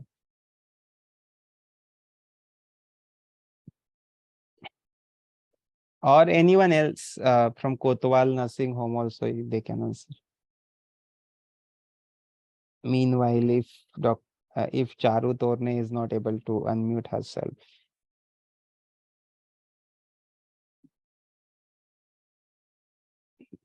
नसेल माहिती तर नो बोला, काही हरकत नाही, बट अनम्यूट करून नो सांगा. No, sir. We don't. Okay नाही, ओके यू डोंट, ठीक आहे, नो इश्यू. सो रिस्पेक्ट हा शब्द तर समजत असेल प्रत्येकाला. रिस्पेक्ट म्हणजे काय? आदर देतो, राइट? अपन आदर देतो, हम लोग रिस्पेक्ट करते हैं एक दूसरे का, मतलब हम आदर करते हैं एक दूसरे का. तो हम ये फॉक्सी क्या कहता है, फॉक्सी मतलब WHO भी यही कहता है कि आप अगर पेशेंट को रिस्पेक्टफुल केयर दोगे तो पहली बात तो ये है कि रिस्पेक्ट जो हर कोई डिजर्व करता है, प्रेग्नेंट लेडी हो या फिर नॉर्मल ह्यूमन बीइंग, वो उसको मिल जाएगा. दूसरी बात ये है कि इससे बहुत सारे आपको मेडिकल बेनिफिट्स भी है, ठीक है. जैसे कि एक चीज है कि अगर आप रिस्पेक्ट दोगे उसको, उसको मतलब रिस्पेक्टफुली ट्रीट करोगे या फिर उसको होमली फीलिंग दोगे, तो ऑक्सीटोसिन जो है वो ज्यादा रिलीज होता है, जो कि प्रेगनेंसी में बहुत नेसेसरी होता है, जो हम बाहर से देते हैं, ठीक है. तो इसके पीछे एक मेडिकल रीजन है कि आप होमली एनवायरनमेंट जैसा रखोगे आपके हॉस्पिटल का, तो वो जो डिलीवरी है वो सबसे पहले तो नॉर्मल की तरफ जाएगी, और नॉर्मल डिलीवरी जो है जिसमें बहुत ज़्यादा तकलीफ होती है, वो तकलीफ भी कम होगी, पेशेंट की भी, और आपका जो टाइम कंज्यूम होता है वो भी कम हो जाता है, उसमें आपकी जो एनर्जी कंज्यूम होती है वो भी कम हो जाती है. इसलिए पेशेंट को होमली एनवायरनमेंट, रिस्पेक्टफुल केयर, ये सारी चीज़ें बहुत नेसेसरी है, और इस पे पूरा एक मार्क है, एक स्टैंडर्ड है, इस पे फॉक्सी ने रखा है, ठीक है. तो इसमें डिटेल में क्या क्या है वो मैं अभी मतलब पहले तो हम ये एग्जाम के स्टैंडर्ड कैसे है इनके फॉक्सी के, जो आपको पूछे जाएंगे, वो पहले गो थ्रू करते हैं, ठीक है. और फिर हम लोग देखेंगे कि क्या क्या है एग्जैक्टली. तो सबसे पहले पहला सब स्टैंडर्ड कहता है कि encourage and welcome the presence of birth companion during labour. सबसे पहले WHO या फॉक्सी रिकमेंड करता है कि आप अगर पेशेंट चाह रही है, मतलब हर कोई चाहता ही है, और बहुत सारे हॉस्पिटल अलाउ भी करते हैं, जैसे की मेरी माँ को माझ्या आईला आतमध्ये द्या माझ्यासोबत लेबर रूम मध्ये, तर त्यांना अलाउ करायचं आहे, आईला, सासूला, बहिणीला, ज्याला पण, त्याला आपण बर्थ कंपॅनियन म्हणतो, ठीक आहे. तो बर्थ कंपॅनियन अलाउ जेव्हा तुम्ही करता, तुमचा एक सब स्टँडर्ड क्लिअर होऊन जातो, ठीक आहे. Then second substandard talks about treat pregnant woman and her companion cordially and respectfully, ensure privacy and confidentiality for pregnant woman during her stay, behavior of labor room staff is dignified and respectful, ठीक है. तो इसमें ये लोग क्या क्या बात कर रहे हैं कि सबसे पहले तो कंपेनियन जो है उसको प्लस माँ को, उसको रिस्पेक्टफुली और कॉर्डियली ट्रीट करना है, ऐसे चिल्लाना नहीं है उन पे, ठीक है. उसके बाद उनका कॉन्फिडेंशियलिटी और प्राइवेसी मेंटेन करना है, जैसे कि यहाँ पे वेरिफिकेशन क्राइटेरिया में दिखाया गया है कि LR में जो है वो कर्टन्स लगे हुए रहने चाहिए, आपके डोर अच्छे से मतलब क्लोज हो रहा है वो इंश्योर करना है. उसके बाद जो भी है खिड़कियों पे पर्दे लगाना, या फिर उसको कोई भी प्रोसीजर करने से पहले पूछना, समझाना, वर्बल कंसेंट लेना, ये सारी चीज़ें भी है. उसका जो भी इंफॉर्मेशन है वो कहीं पे डिस्क्लोज नहीं करना है, उसको हम कॉन्फिडेंशियलिटी बोलते हैं, कि उसका जो भी मतलब नॉर्मल भी इंफॉर्मेशन या फिर अबनॉर्मल भी इंफॉर्मेशन है वो भी किसी के साथ शेयर नहीं करना है, जो कंपेनियन और प्रेग्नेंट लेडी के अलावा. उसके बाद क्लिनिकल इंफॉर्मेशन यहाँ पे दिया गया है कि आप क्लिनिकल या फिर जो भी रिकॉर्डिंग्स है आपके वो कॉन्फिडेंशियल रखने हैं। फिर ये बोलते हैं कि डेंजर साइंस जो है, जैसे कि डेंजर साइंस मतलब बहुत ज़्यादा चक्कर आने लगे या फिर फीवर आ गया या फिर कन्वल्जन्स आने लगे, ये सारे जो डेंजर साइंस है वो मतलब पहले ही एक्सप्लेन करना है बर्थ कंपेनियन को भी और प्रेग्नेंट लेडी को भी। ठीक है, अगर पेशेंट को इसमें से कुछ डेंजर साइंस में से कुछ भी होने लगे तो बर्थ कंपेनियन भी आपको आके बता पाए। इसीलिए वो बर्थ कंपेनियन का आपको, मतलब बहुत सारे हॉस्पिटल को ऐसा लगता है कि ये बर्डन है, मतलब बहुत सारे लोग डर भी जाते हैं ब्लड देख के, तो ऐसे लोगों को नहीं रखना है। लेकिन अगर पेशेंट चाह रही है तो कोई मतलब कोई ऐसा रहे जो उनको सपोर्ट कर सके लेबर रूम में, और आपको भी कुछ चीजें जैसे उसको कुछ होने लगे तो वो बता पाए। तो ये सारी चीजें आपको इंश्योर करनी है कि अगर पेशेंट चाह रही है तो उसको बर्थ कंपेनियन को अलाउ करना है। ऐसा नहीं बोलना है कि हम लोग बर्थ कंपेनियन को मतलब किसी को अलाउ नहीं करते प्रेग्नेंट लेडी के अलावा। ठीक है, तो इसमें एक मतलब रिसर्च स्टडीज के हिसाब से दिया गया है कि अगर रिस्पेक्टफुल और सपोर्टिव केयर दोगे तो क्या क्या होगा। एनाल्जेसिक एनेस्थेसिस का यूज 21% से रिड्यूस हो जाता है, प्रोलॉन्ग लेबर के चांसेस 95% कम हो जाते हैं, एपिज़ोटोमी के चांसेस भी 44%, सीजरियन सेक्शन के चांसेस 20% कम हो जाते हैं। फिर न्यूबॉर्न सेप्सिस के 55% हो जाते हैं। ये आप है ना देख लेना एक बार, ठीक है, स्लाइड्स में ही ये भेज दूंगा कि क्या क्या कम हो जाता है। तो ये फायदे हैं इसके, इसलिए रिस्पेक्टफुल और सपोर्टिव केयर के लिए फॉक्सी एम्फेसाइज करता है। ठीक है,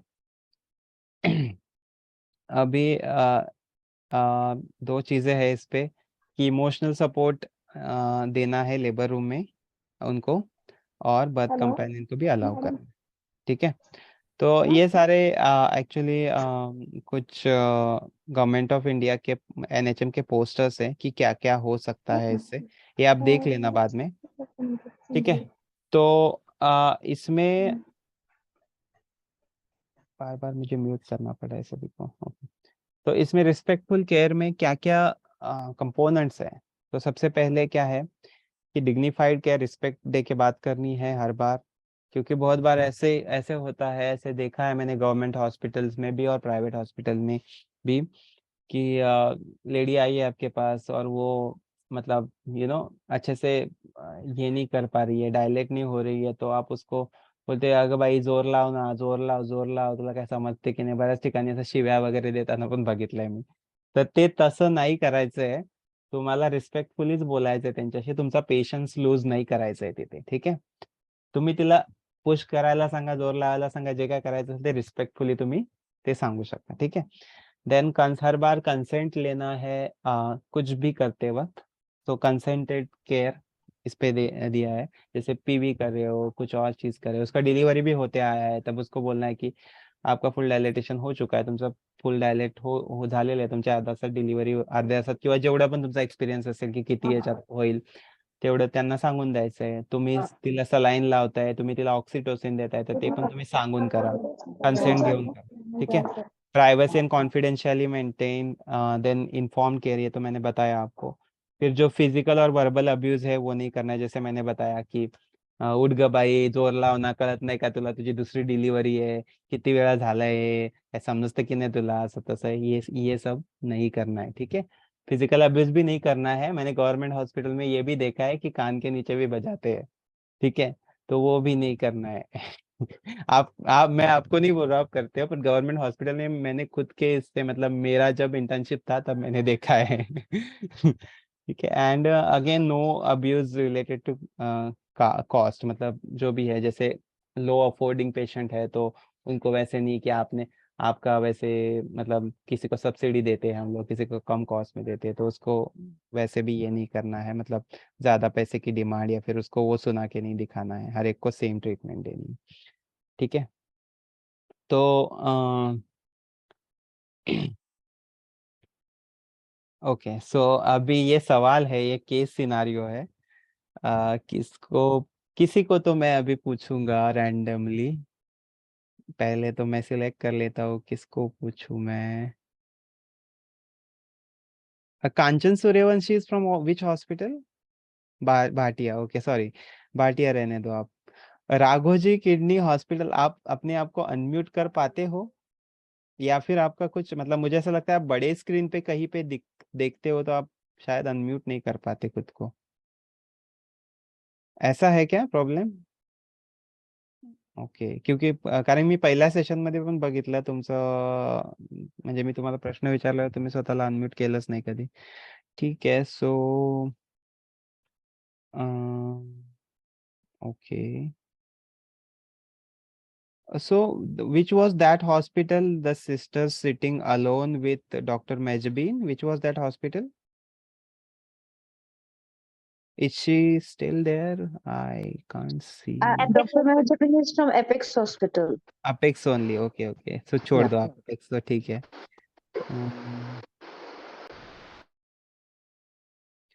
Rungta Clinic, are you sitting with staff? Dr. Rakhi ma'am, are you sitting with staff?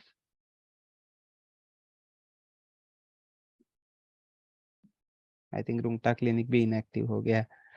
ठीक आहे. सो अपेक्स हॉस्पिटल, तुम्ही सांगा मला की एक प्रायमी ग्रॅव्हिडा मदर तुमच्याकडे फुल्ली डायलेटेड आली आहे, ठीक आहे, आणि तिची आता डिलिव्हरी होणार आहे. सो तुम्ही how will you ensure respectful maternity care? तुम्ही ती आली आहे आणि फुल्ली पीवी करून बघितलं तुम्ही, फुल्ली डायलेटेड आणि डिलिव्हरी होणार आहे. तुमच्या काउंटरला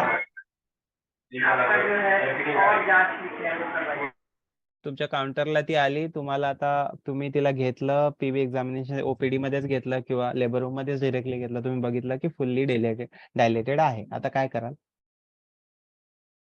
अपेक्स हॉस्पिटल सांगा मला आता काय काय कराल इन रिस्पेक्ट टू सपोर्टिव्ह आणि रिस्पेक्टफुल केअर, सांगा मला काय झालं? अपेक्स हॉस्पिटल पण घाबरलं का? नाही सर घाबरलं. सगळ्यात पहिलं जसं तुम्ही सांगितलं की we have to welcome the patient with the companion. Okay, very good. त्याच्यानंतर मग तिला काय म्हणतात तिचं म्हणजे तिला व्यवस्थित रित्या सगळं प्रोटोकॉल समजून सांगणं, टेबलवर घेणं आणि तिचं म्हणजे तिला सोबत म्हणजे कुठल्याही प्रकारे मिसबिहेव करणं नाही. Okay, what ever J procedure करणार आहे ते प्रोसिजर तिला सांगून मगच आपण ते प्रोसिजर पुढे करायची आहे. ओके ओके आणि कंटिन्युअस केअर द्यायचा आहे. ओके. आणि ती बोलते की माझ्या मम्मीला पण आतमध्ये सोडा. मग सोडून ना. जसं तुम्ही आपला करता का अलाव? protocol मला आहे सांगा, आतापर्यंत तुम्ही हा अलाव सर, करता हे का? आम्ही करतो sir, but when the patient is fully dilated and the baby is about to deliver, that time we ask the relative to stand outside. That's Okay, okay, till the that's okay, but for patient, the full thing, मतलब जसं की actually we allow the patient relative, the patient कारण patient demands आमचं नातेवाईक पाहिजे म्हणून. Okay, okay तो आम्ही व्हेरी गुड. त्यांचे मदर किंवा whatever sister in law वगैरे काय असतात आम्ही त्यांच्याकडे ठेवतो. फक्त मग जेव्हा फुल्ली डायटेड and the baby is about to deliver, that time we tell them to stay outside. Okay, very good. So सगळ्या हॉस्पिटलला मी म्हणजे मला नाही माहिती, आता मी सगळ्यांना नहीं विचारू शकत, बट सबको नहीं पूछ सकता मैं, बट ये है कि अगर पेशेंट जा रही है तो बर्थ कंपेनियन को अलाउ करना है, वो कोई भी हो, चाहे उसको मतलब छोटी बहन ही क्यों ना हो, छोटी बहीण का नाही असेल किंवा बाकी कोणी असेल. मोस्टली मेल्सला आपण नाही हे करत, बट बऱ्याचदा असं होतं की तिचं असं म्हणणं असतं नाही माझ्या नवऱ्यालाच पाठवा आतमध्ये, ती कम्फर्टेबल ज्याच्यासोबत असते, तर अशा वेळेस पण नवऱ्याला पण तुम्ही अलाउ करू शकता जर तुमचं लेबर रूम डेडिकेटेड आहे. तर तुमच्या लेबर रूम मध्ये 3-4 डिलिव्हरी एकदाच होत असतील आणि सगळं दिसतंय सगळ्यांना, तर मग मेलला तुम्ही नाही घेऊ शकत, पण आयडियली फिमेल असतेच एक बरोबर, तर फिमेलला तुम्ही अलाउ करा, ठीक आहे. अँड अगेन कॉन्फिडेन्शियालिटी पण मेंटेन करायची आहे प्रायव्हसी सोबत. कर्टन्स वगैरे व्यवस्थित तुम्ही लावून घ्यायचे.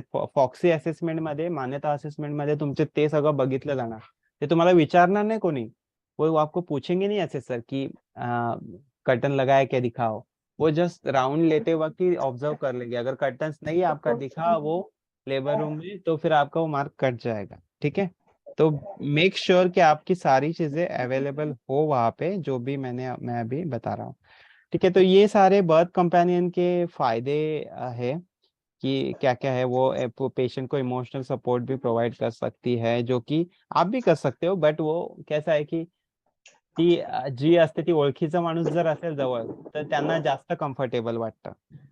अँड खूप साऱ्या गोष्टी अशा असतात की जसं की मी मेडिकली सांगितलं की ऑक्सिटोसिन जे आहे ते होमली एन्व्हायरमेंट मध्ये जास्त प्रमाणात रिलीज होतं. जर तुम्ही त्याला होमली एन्व्हायरमेंट देता तर ऑक्सिटोसिन नॅचरली सिक्रेट झाल्यानंतर तिची डिलिव्हरी होण्यात खूप इझी होईल. प्लस बर्थ कंपॅनियन अजून काय काय करू शकतो की खूप सारे जे डेंजर सायन्स आहेत त्याच्याकडे लक्ष ठेवून तुम्हाला ते म्हणजे तुम्हाला अलर्ट करू शकतो की हिला हे होतंय, तिला ते होतंय.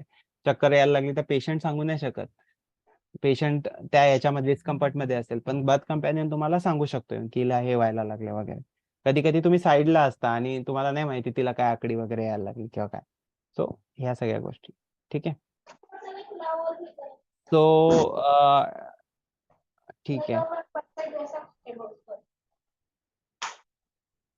So companion should be allowed, and then right of mother should be familiar with all staff. ठीक है, जो भी पेशेंट के राइट्स है, अधिकार, पेशेंट्स के अधिकार, वो भी सबको पता रहनी चाहिए कि उनको क्या क्या अधिकार है. ठीक है, जैसे कि अधिकार में से सबसे पहला अधिकार उसका ये है कि उसको रिस्पेक्ट मिलना चाहिए. ठीक है, तो ये है. तो ये हमने कवर कर लिया स्टैंडर्ड नंबर 6, जिसको हम बोलते हैं रिस्पेक्टफुल एंड सपोर्टिव केयर. अभी तक आपके 5 स्टैंडर्ड कवर हो गए. ठीक है, अभी हम चलते हैं इन्फेक्शन प्रिवेंशन प्रोटोकॉल की तरफ, जो कि 14th स्टैंडर्ड है. ठीक है, तो इन्फेक्शन प्रिवेंशन प्रोटोकॉल जो है वो जो NABH एक्रेडिटेड हॉस्पिटल होंगे वो ऑलरेडी फॉलो कर रहे होंगे. ये बहुत ही सिमिलर है, NABH जैसा कहता है वैसे ही मान्यता कहता है, लेकिन ये री एंश्योर करने के लिए ये स्टैंडर्ड रखा गया है. और बेसिकली ये NABH का जो है वो ओवरऑल हॉस्पिटल पर्सपेक्टिव में है, लेकिन ये मतलब ये जो है वो लेबर रूम और ये सारी चीज़ों पे फोकस करता है. ठीक है, तो सबसे पहला तो सब स्टैंडर्ड बात करता है इसमें कि आपका जो स्टरलाइजेशन है इंस्ट्रूमेंट का वो अच्छे से, जो रीयूजेबल है, आपके मेटल्स के जो इंस्ट्रूमेंट है वो अच्छे से आप स्टरलाइज कर रहे हो. आपका जो ऑटोक्लेविंग है या फिर क्लीनिंग है जो भी, वो अच्छे से हो रहा है. वो क्या है एग्जैक्टली कैसे होता है वो मैं आगे बताऊंगा आपको. बायोमेडिकल वेस्ट सेग्रीगेशन आपका अच्छे से होता है, जो कि पहले लेक्चर में भी हमने बात किया था कि कौन कौन से कलर के बिन्स रहने चाहिए और उसमें से कौन कौन सा कचरा जाना चाहिए. ठीक है, फिर हम लोगों ने हैंड हाइजीन के बारे में ऑलरेडी बात किया है. हैंड हाइजीन का 6 स्टेप्स आपको फॉलो करना है हर बार डिलीवरी या फिर PV करने से पहले. और स्टराइल ग्लोव्स आपके पास रहने चाहिए, उसको ग्लविंग की टेक्निक आपको पता रहनी चाहिए, जो कि मैं दिखाऊंगा आपको. और ये प्रोसीजर आपको असेसमेंट के टाइम भी करके दिखाने के लिए बोलेगा. ग्लव्स पहन के दिखाओ, वो आपको ग्लव्स पहनते आना चाहिए. ठीक है, फिर ये बात करता है PPE के बारे में. जो भी पर्सनल प्रोटेक्टिव इक्विपमेंट है वो आपको पहनने हैं. जो कोविड के टाइम पे PPE पहनते हैं वो अलग है, ये PPE अलग है. ठीक है, कोविड के टाइम पे वो हम लोग गाउन पूरा पहनते थे, वो वाला नहीं. यहाँ पे क्या एक्सपेक्टेड है कि आप मास्क पहने, आप गॉगल पहने, अगर है तो कैप पहने और गाउन पहने डिलीवरी के लिए. ठीक है, तो ये सारी चीजें इंश्योर करनी है आपको. हैंड वॉशिंग के बाद आप जब डिलीवरी करने जा रहे हो या फिर PV भी करने जा रहे हो तो आपको गॉगल, मास्क और कैप रिकमेंडेड है. कैप अगर आपके पास नहीं होगा तो भी ठीक है, लेकिन गॉगल और मास्क तो रहना ही चाहिए. और गाउन रहना चाहिए. ठीक है, फिर इन्फेक्शन प्रिवेंशन प्रोटोकॉल आपके पास हो या फिर अगर आपके पास नहीं है तो अभी बना लो. इन्फेक्शन प्रिवेंशन प्रोटोकॉल ये फॉक्सी का जो एसेसर है वो आपको NABH की तरह पूछेगा नहीं कि स्कैन करके भेजो आपका प्रोटोकॉल. आप खुद ही एक प्रोटोकॉल बना लो. छोटा प्रोटोकॉल होगा तो भी चलेगा, सिर्फ स्टाफ को समझना चाहिए कि क्या है स्टैंडर्ड प्रोटोकॉल, एसओपी जिसको हम बोलते हैं, ठीक है। तो स्टैंडर्ड प्रोटोकॉल एक बना के रखो, हाफ पेजर रहा तो भी चलेगा, कि कैसे, पहली बात तो किस इसमें क्या डालना है और आपका वो कचरे का प्रोसेसिंग कैसे होगा, ठीक है। फिर आपका जो स्वैब्स है, कल्चर जो कल्चर स्वैब है इसका ओटी और लेबर रूम का, वो कितनी देर में कराना है, उसके रिपोर्ट्स आपके पास रहने चाहिए। अगेन फॉक्सी आपको वो रिपोर्ट्स के बारे में नहीं पूछेगा एनएबीएच की तरह, लेकिन वो आपको ये पूछेंगे कि आप करते हो क्या, सिर्फ इतना ही पूछेंगे, आपको वो रिकॉर्ड दिखाने नहीं पड़ेंगे, लेकिन फिर भी ये रिकमेंडेड प्रैक्टिस है इन्फेक्शन प्रिवेंशन के लिए, ठीक है। और अगेन 14.7 जो बात कर रहा है वो HIV वाला जो है उसका भी एक स्टैंडर्ड प्रोटोकॉल, मतलब अगर HIV पॉजिटिव मदर है तो बच्चे को वो ट्रांसमिट ना हो इसलिए क्या करना चाहिए, ये सब भी प्रोटोकॉल रहे, वो भी रिकमेंडेड है। बट अगेन ये मैंडेट नहीं है कि आपके पास प्रोटोकॉल रहे, लेकिन यस आपको पता रहना चाहिए चीजें कि क्या क्या है, जैसे कि प्रेग्नेंट HIV अगर है तो अपने सेफ्टी के लिए क्या रखना है, पहली बात तो क्या करना है कि आपको हो ना वो, ठीक है, आपकी तरफ ट्रांसमिट ना हो। और दूसरी चीज ये कि बच्चे की तरफ ट्रांसमिट ना हो, इसलिए हम लोग कौन सा इंजेक्शन लगाते हैं या फिर क्या करते हैं वो एटलीस्ट थोड़ा बहुत पता रहे। बाकी चीजें तो डॉक्टर ही करता है, बट आपको ये भी पता रहना चाहिए कि ये पेशेंट HIV पॉजिटिव है, उसके लिए कुछ डिमार्केशन रहना चाहिए आपके केस शीट पे ही, आपका केस फाइल जो है उस पे आपका डिमार्केशन रहना चाहिए, क्योंकि रैंडमली कोई आएगा तो उसको तुरंत समझ में नहीं आएगा कि HIV पॉजिटिव है, उसके लिए एक्स्ट्रा केयर लेनी पड़ती है, इसीलिए वो प्रोटोकॉल इन प्लेस रहना चाहिए। अगेन ये फॉक्सी ये कहता है कि आप अपने हिसाब से प्रोटोकॉल बनाओ, लेकिन वो स्टैंडर्ड रहना चाहिए, ठीक है। मतलब सभी स्टैंडर्ड मतलब क्या है कि सभी लोग एक ही जैसा स्टेप्स फॉलो कर रहे हैं, उसको हम स्टैंडर्ड बोलते हैं, ठीक है। SOP स्टैंडर्ड ऑपरेटिंग प्रोसीजर, ठीक है। तो अभी बहुत सारी चीजें हमने उसमें से की, मतलब कवर की है।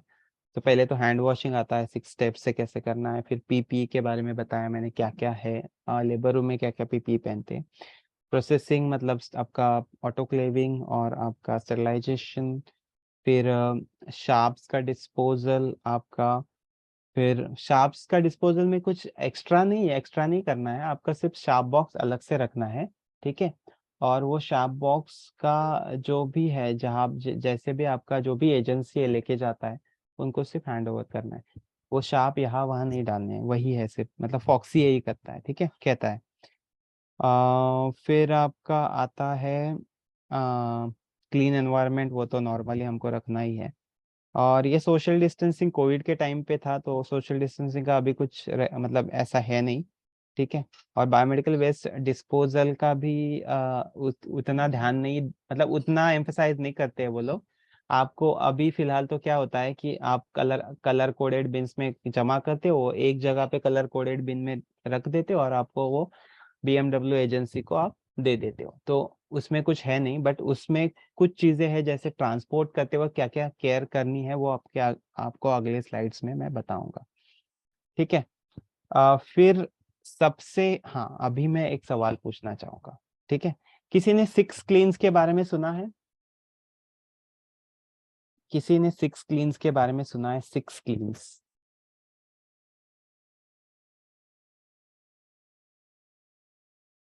चलो मैं रैंडमली पूछ लेता हूँ।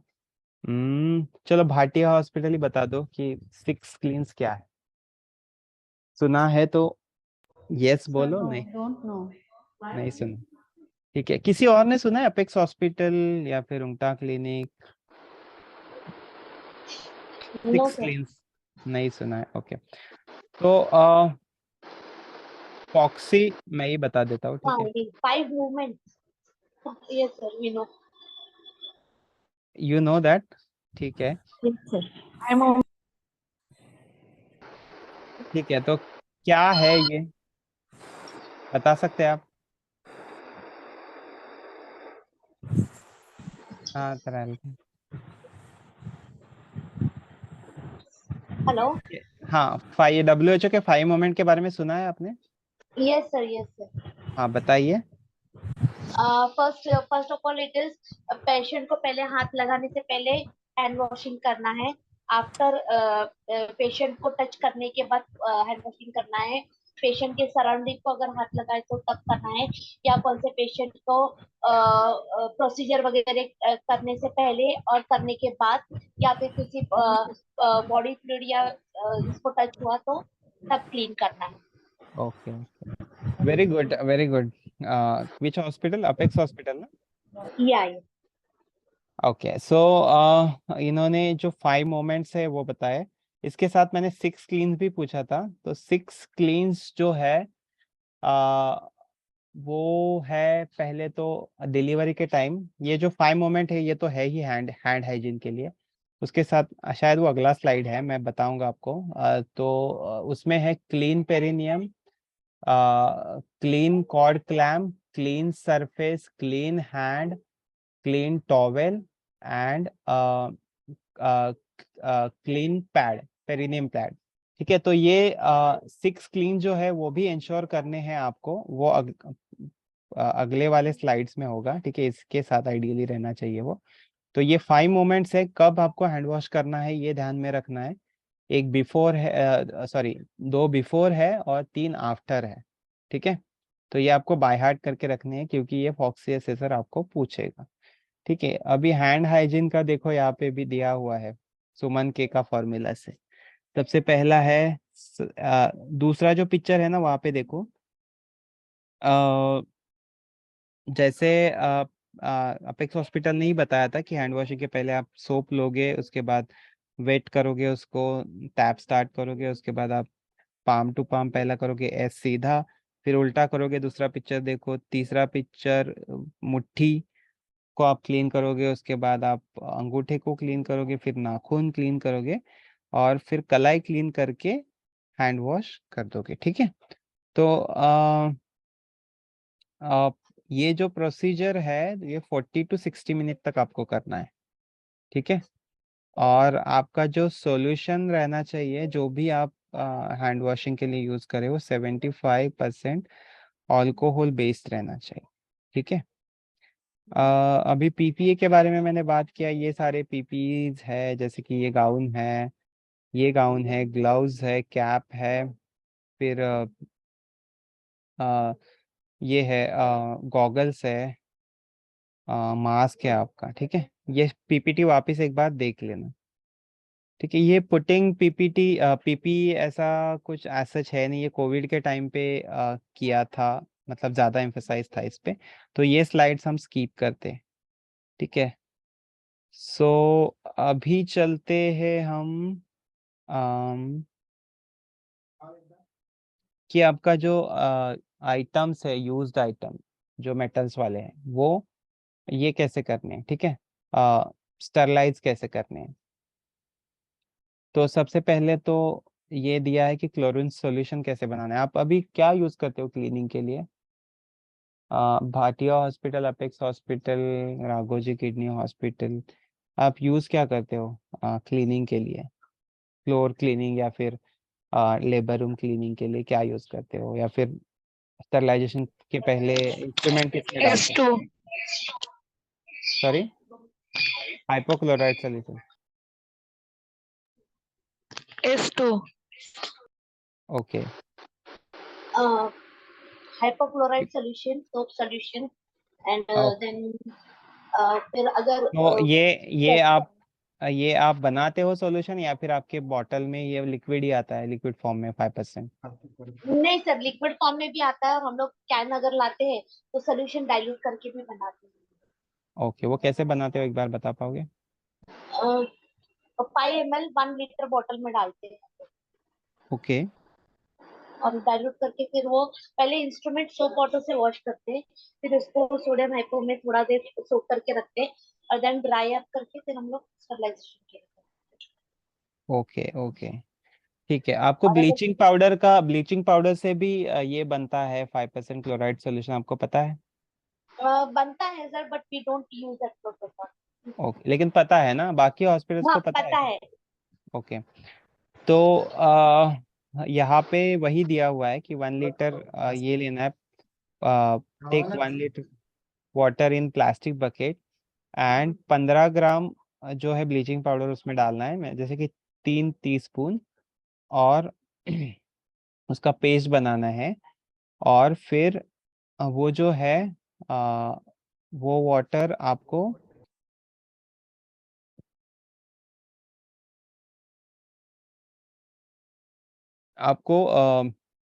जो पेस्ट है उसके 6 बार, मतलब जैसे कि अगर 1 लीटर है तो 6 लीटर पानी में डाइल्यूट करके उसका 5% क्लोराइड सॉल्यूशन बन जाता है, जो कि आप क्लीनिंग के लिए भी यूज कर सकते हो और इंस्ट्रूमेंट सोक करने के लिए भी यूज कर सकते हो।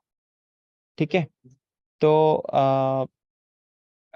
जो आपका मतलब ये फॉक्सी यहाँ तक रेकमेंड करता है आपको कि आपको एटलीस्ट आधे घंटे तक ही सिर्फ, ठीक है, कितने कितने देर तक रखते हो आपको 5% सॉल्यूशन में, कितने देर रखना चाहिए आइडियली?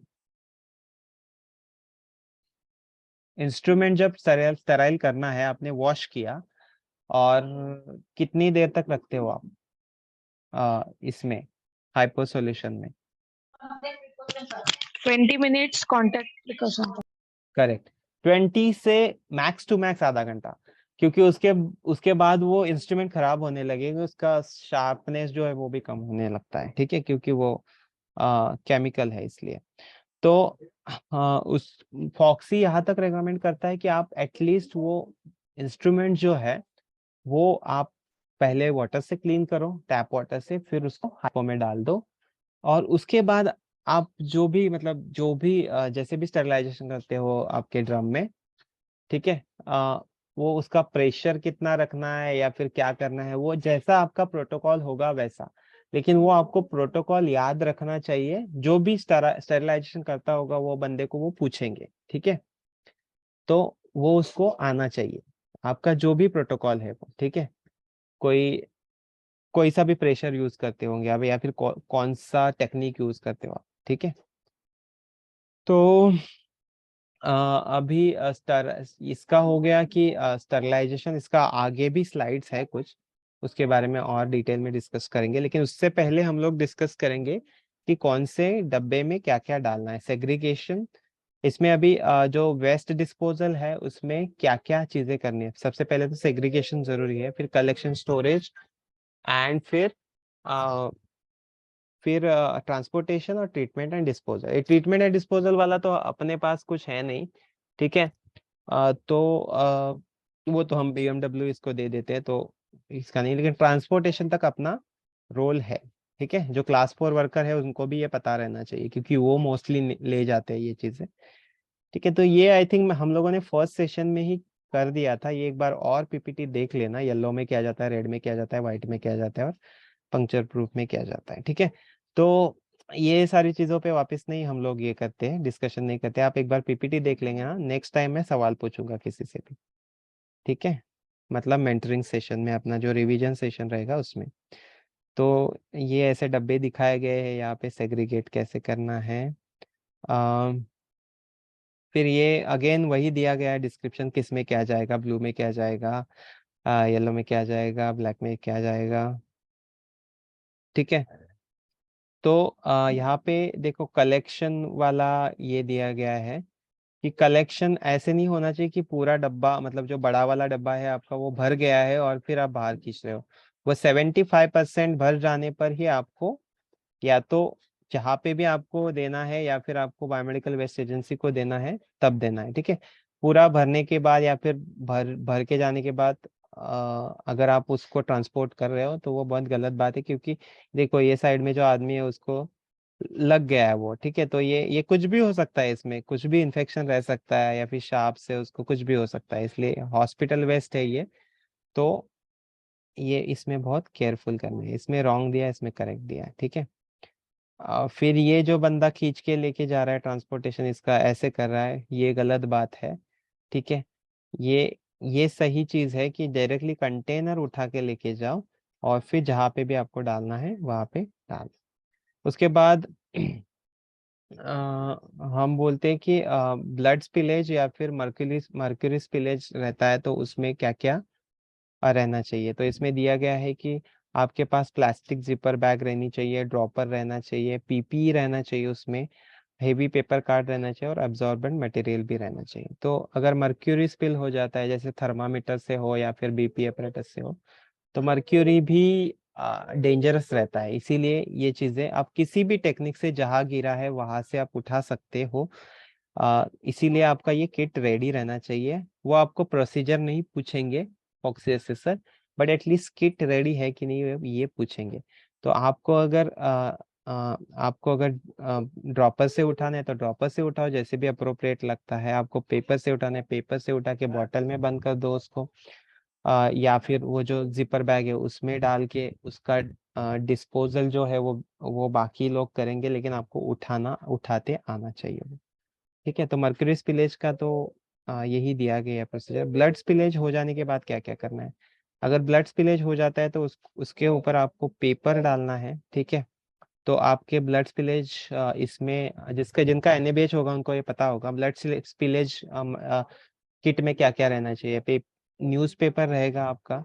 सबसे पहले तो आप कॉशन वाला बोर्ड लगाओगे, उसके बाद आप न्यूज़पेपर डालोगे जहाँ भी ब्लड ये किया है हुआ है, उसके ऊपर हाइपोक्लोराइड सॉल्यूशन डालोगे पेपर के ऊपर, और फिर ग्लव्स पहन के, या तो यूटिलिटी ग्लव्स या तो अपने नॉर्मल ग्लव्स पहन के, आपको वो पूरा उठा के आपको येलो बकेट डालना है।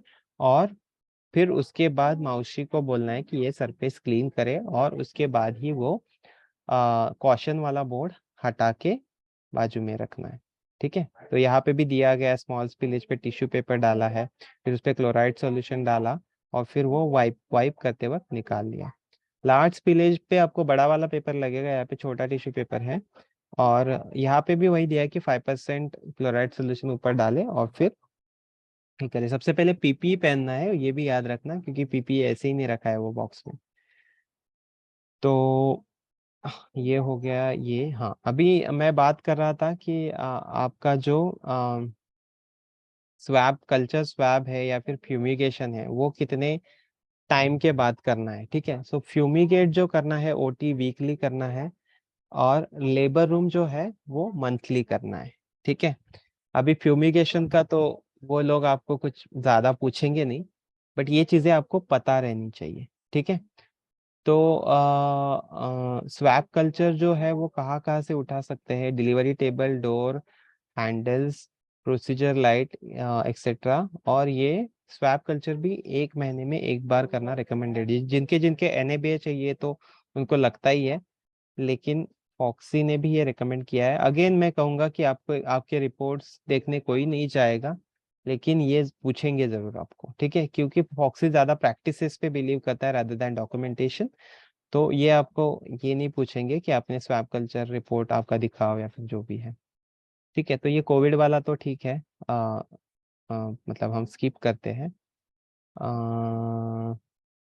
ठीक है, तो यहाँ तक हम लोगों ने सारी चीजें कवर कर ली है इन्फेक्शन प्रिवेंशन के बारे में। ठीक है, सो मैं अभी 2 सवाल पूछूंगा किसी से भी रैंडमली। ठीक है, कितने बिन्स रहने चाहिए और किती हॉस्पिटल किती बिन्स असायला पाहिजेत? 4 bin. कौन कौन से और किस किस किस चीज में क्या क्या रहेगा? Red, hmm, yellow, okay white, blue. Okay, very good. Black is general waste. Okay, Red is infection plastic materials. Plastic waste for infection red, या फिर yellow for anatomical waste. Okay, yellow for anatomical waste, and blue for glass material, and white puncture proof container for sharp Puncture needles. Right, Sharp containers. Very good. Which hospital? Bhatia Hospital. Bhatia Hospital.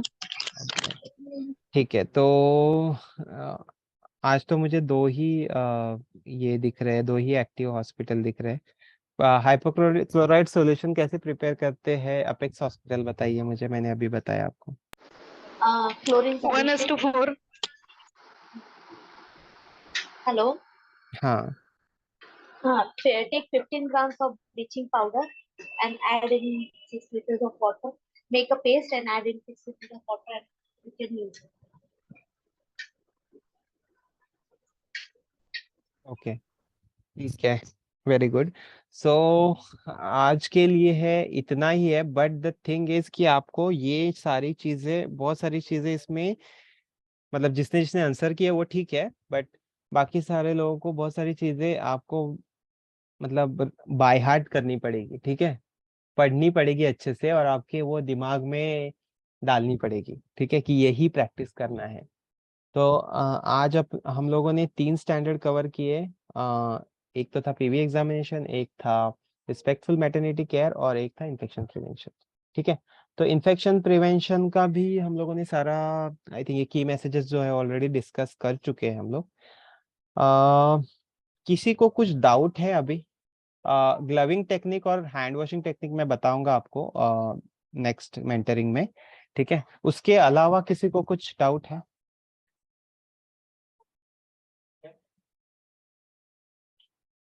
जो भी topic पढ़े आज के, किसी को कुछ doubt है? No sir. Okay, सो सभी को सभी चीजें समझ में आई आहे, मैं एक्सपेक्ट करता हूँ सगळ्यांना सगळं समजलंय. म्हणजे आतापर्यंत आपले 6 स्टँडर्ड कव्हर झाले. 6 स्टँडर्ड मधले 6च्या 6 मार्क्स तुम्हाला येणार आणि प्लस तुमच्या प्रॅक्टिस मध्ये पण येणार ते सगळं. बरोबर आहे का? बरोबर बोलतो मी? हो बरोबर आहे सर. बट कसं झालंय, मी मागचे जे 3 झालेले आहेत त्याला हा. ते माझ्याकडे काहीच नाहीये. Because I have not attended, I was not added. Me PPT share करतो आणि एक व्हिडिओ पण शेअर करतो, ठीक आहे, ते चालेल ना. बघून घ्या. आणि ओके. एखादा पार्ट सुटलाच तर शेवटी आपण एकदा रिवाइज करू, की कोणी कुठला अटेंड नसेल केलं तर, ठीक आहे. ओके. पीपीटी तुम्ही ग्रुपमध्ये नाही आहेत का कोण? Jayashree Augustine sister, right sir बोलतोय? मी आहे ना, ग्रुप मध्ये आहे. मला वाटतं तुम्हाला लेट ऍड केलं असेल. मी हा. पहिली वाली पीपीटी पण शेअर करतो आणि दुसरी वाली पण करतो, ठीक आहे. हो चालेल ना, चालेल. Thank you. हो चालेल. आणि याची रेकॉर्डिंग पण मी शेअर करणार आहे, ठीक आहे. ओके चालेल.